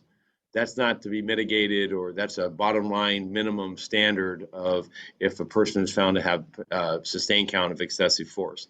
Same with retaliation for reporting excessive force. If someone retaliates against an employee because that employee reports what they believe in earnest to be excessive force, and a supervisor or someone else were to retaliate, and we demonstrate that, that's serious misconduct.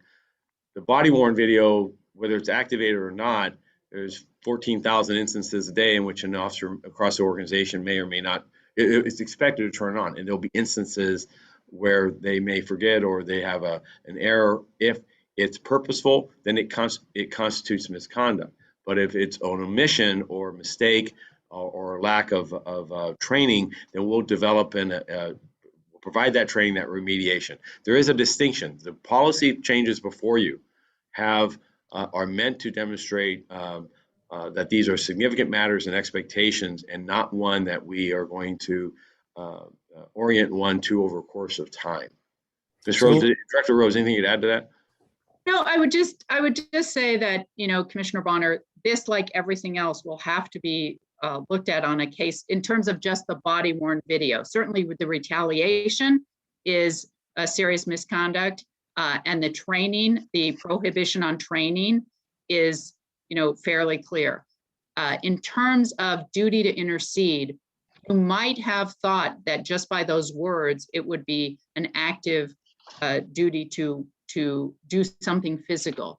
This law makes clear that duty to intercede extends to turning on your body worn video or having it on.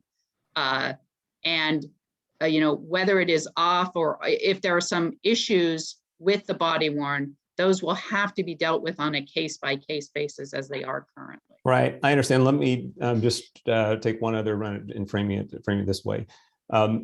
If, say, for example, somebody reports what they believe to be excessive force, and then in the course of reviewing that is determined that the reporting officer, again, did not capture it on body worn video, and then later a supervisor or someone comes down hard on that officer for not having that body worn video on in a way that might be different from what otherwise would have been the case. Is that a form of retaliation? Saying again, if presumably, if somebody reports excessive force, they don't have their body worn video on, that's uncovered during some review. Someone's going to address that in some way, shape, or form. And what I'm asking is if somebody comes down harder for the body worn violation, different than they might have otherwise, is that a form of retaliation, or could it potentially be a form of retaliation? Much like it would be if the person reports it and then all of a sudden every day someone's following them around to find any other little thing where, yeah. So it could be viewed as certainly a whistleblower type concept or profile here that I report misconduct, I make a mistake because I don't have my body worn on. So now I'm getting suspension, when the reality is I'm trying to bring forth information that this officer was involved in excessive force. I think that's your premise. Is that yeah, that's important, the premise. And then associated with that again is to make sure that the idea of retaliation is somebody that all of a sudden brands this person as a troublemaker, they're not a team player and what have you. So every day they're being inspected for something. And oh, and by the way, we saw that in the course of reviewing this, you didn't have your body worn on. So we're going to refer you to a Board of Rights immediately for that violation. So you know what I'm just saying is that to me, that has that little bit of risk that that it needs to be, watched to make sure that those types of things are being dealt with consistently. Two other quick questions, if I might. One is the failure to intercede, is that used in any way as evidence that the force, was not excessive? So is there any situation where somebody who's going through some sort of Board of Rights and, being alleged to have used excessive force, and are they able to say, hey, there was other officers there and none of them interceded, they all saw the same thing, none of them interceded? Is that is the lack of intervention, or now can that be used in some case as evidence in defending yourself against an excessive force violation? Well, I think that the department will judge, and in some cases the commission would judge whether the excessive force was used, and then the board will judge whether excessive force was used. Whether a defense attorney will argue something that may be inappropriate or to the extreme, I can't indicate that they would be not allowed, but certainly the board is being trained, and the board who sits on boards of rights would have to address that. There's nothing in the policy that says if you don't intercede, that means it wasn't excessive force. I think that the facts have to be viewed rather than what other people did. Yeah, I agree with that. And I'm also thinking of it from the perspective of the commission. When we do our reviews, the categoricals, and there's this recitation of the use of force policy and the various factors that are taken into consideration. And so it's like, even, I don't know whether I have a view about it one way or the other, but the same question is, are we going to see an additional bullet, listed on those various factors that are, taken under consideration, and a new one being the absence of, any intervention, that, there were other officers on site, the people who were there closest to the situation in that instant, closest to that instantaneous decision, and didn't view it as excessive. Is that something that we would be expected to consider going forward as a commission in making those determinations? It seems to me you review the facts de novo. So I don't, to the extent that you find it persuasive or unpersuasive, that seems to be under your province. And this policy does expand in the area of the italics, the last paragraph under that requirement to intercede when excessive force is observed. It talks about any officers who received all the required training on the requirement to intercede and fails to do so when it's observed, and as described above, which is that described above is that using force is clearly beyond what is necessary, and also taking into account the possibility that the other officer may have additional information. When all that circumstance occurs, and that would be, you'd be a trier of that, I would be a trier of that, looking at the facts and evidence in the situation at hand, then the consequence of that is that they will be subject to discipline up to and including the same manner as the officer who committed the excessive force. So this is meant to send a cautionary note and an advisement to the officer that if you observe excessive force and you fail to intercede, and that comes as that is learned and proven, and we're demonstrating that you've had the necessary training and you saw clearly what was excessive force, that you're subject to the same discipline as the officer who engaged in the excessive force. And that gets to my last question, which is there any consequence for getting it wrong? If you're the officer who, is on site, you believe you see something that you believe is excessive force, you intervene. And then a bunch of other people, all of us, the Monday morning quarterback, and we all look at it de novo and we decide that wasn't excessive force, but that this other officer did something during the course of that, response that intervened or, interceded in some way. Is there some consequence for getting it wrong? Commissioner, I think that goes back to your first question.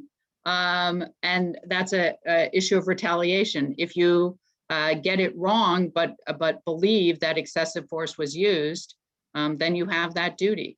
And then the triers of fact, which is sometimes the commission, would have to, I guess, look at that. But what we are trying to, what I believe the legislature and certainly what the department is trying to do is to make sure that force is proportional, force is only used with a reverence for life, which is a core value, and that the officers surrounding any officer who is using force are making sure that it is not excessive.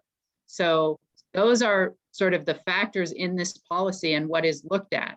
That there is no retaliation for reporting a violation of this or any other regulation or law. Well, remember, just on that last point, the concern was because I agree that was kind of what I was asking about earlier, but this was, again, is somebody with good faith intercedes in some active, situation in what they believe at the moment was excessive force. And then later it's proven to either not be, or even they themselves later, okay, no, I see now it wasn't excessive. Just want to make sure that there isn't a penalty for getting it wrong. In other words, you make a good faith effort to intercede, the facts play out differently or something like that. And you don't want that situation where somebody then is brought up on some other accusation of interfering with an arrest or somehow complicating some situation. So I don't know if that's a good faith standard or what that is, but that's just one would hope that there is some cover there. And then lastly, I would just suggest that this strikes me as an area that there's probably some benefit, at least just speaking for myself as one commissioner. I think there'll be some benefit in whether it's a year from now or some point in time when there's some experience with seeing a few things, cases go forward under these new rules and how they played out, and something I think would be helpful to understand whether there's any unique issues come up and or any problems that there are with administering the policy. Of course, I think that the department, reports back in its end of year use of force and other ways. And of course, members of the commission can either reach out to me or others through Mr. Tiefenk. Thank you. And by the way, you just raised another question. Will this be an individual section in the use of force report, Chief? Will you be this area of annually, hey, last year there were 2 cases of where officers interceded in some excessive force, or will you just be noting that in the context of individual cases? Well, I think this is implemented, it's an area worth commenting on. The changes to the use of force reporting, changes to the standards, I would think it would be of value at the end of 2022 to reflect back and see on duty to intervene, were there instances, were there failures or shortcomings. I would hope that projecting forward, that we are able to accomplish the ABLE training so that we can talk about these very issues about a person with good faith making a mistake, a person with a body worn and then failing, that they're not going to be, they're not going to be handpicked for this. So I think that these are all valuable. It's just and we'll flag this for inclusion, much like we added pointing a firearm as a measurable item on AFDRs. So that'll be a reporting standard to this report. To this year's report, and now that we're capturing that more formally, I think that this will be an area for us to also explore and give public some transparency and insight and our own evaluation about how. Appreciate that. Thank you very much. Thank you both. Thank you, Commissioner Bonner. Thank you, Commissioner Decker. Just briefly, because I had the opportunity to ask my questions and I can't remember if it was through the use of force subcommittee or the executive committee, but did have an opportunity to look at this, look at the legislation, the underlying laws, and the changes, the revisions being presented to us today for implementation are consistent with the legislative changes. And Ms. Rhodes, I thought it was an effective. Let me rephrase that. You presented well, it was effective, and I certainly appreciate that. So thank you. That's it. Thank you, Commissioner Briggs. Thank you, Commissioner Decker. Commissioner Sobroff, do you have any questions? Thank you. At this time, I move that we approve the revised policy pertaining to the use of force. Is there a second? Second. Motion's been made and seconded. All in favor? Aye. Aye. Aye. Motion carries unanimously. Thank you. At this time, we're going to go into closed session, but we'll start closed session at 1:20. Thank you very much. See you there. Thank you. The Board of Police Commissioners will now recess into closed session to discuss agenda item 5A and 5B in accordance with Government Code 54957.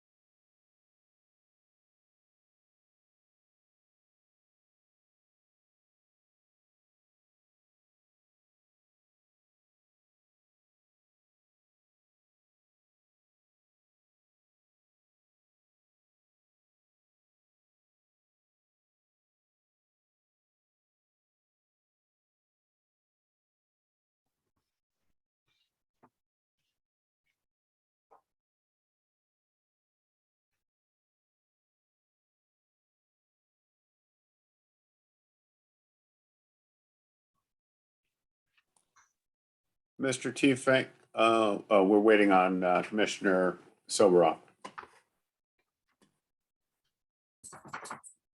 Well, we have a quorum. We can proceed. Okay. Yeah. Mr. Tiefenk, can you report out, please? Sure. Commission has concluded its work in closed session as it relates to item 5A1, officer involved shooting 004-21. The commission unanimously on a 4-0 vote adopted the chief of police recommendations, which were tactics, tactical debrief, 2 police officer 2s, drawing and exhibiting in policy, 2 police officer 2s, lethal use of force in policy, 2 police officer 2s. As it relates to item 5A2, non-tactical unintentional discharge 021-21. Commission unanimously adopted the chief of police recommendations on a 4-0 vote. Those recommendations were tactics, tactical debrief, 1 police officer 3+1. Drawing and exhibiting does not apply. Unintentional discharge, administrative disapproval, negligent discharge, 1 police officer 3+1. As relates to item 5B1, discussed. That concludes the report out. Thank you, Mr. Tiefenk. At this time, there being no further business before the commission, I move that we adjourn. Is there a second? I'll second I that. can't hear. Thank you. Most have been made and seconded. All in favor, say aye. Aye. Aye. Thank you, everyone. Stay Thank safe. you, everyone. Thank you. Bye.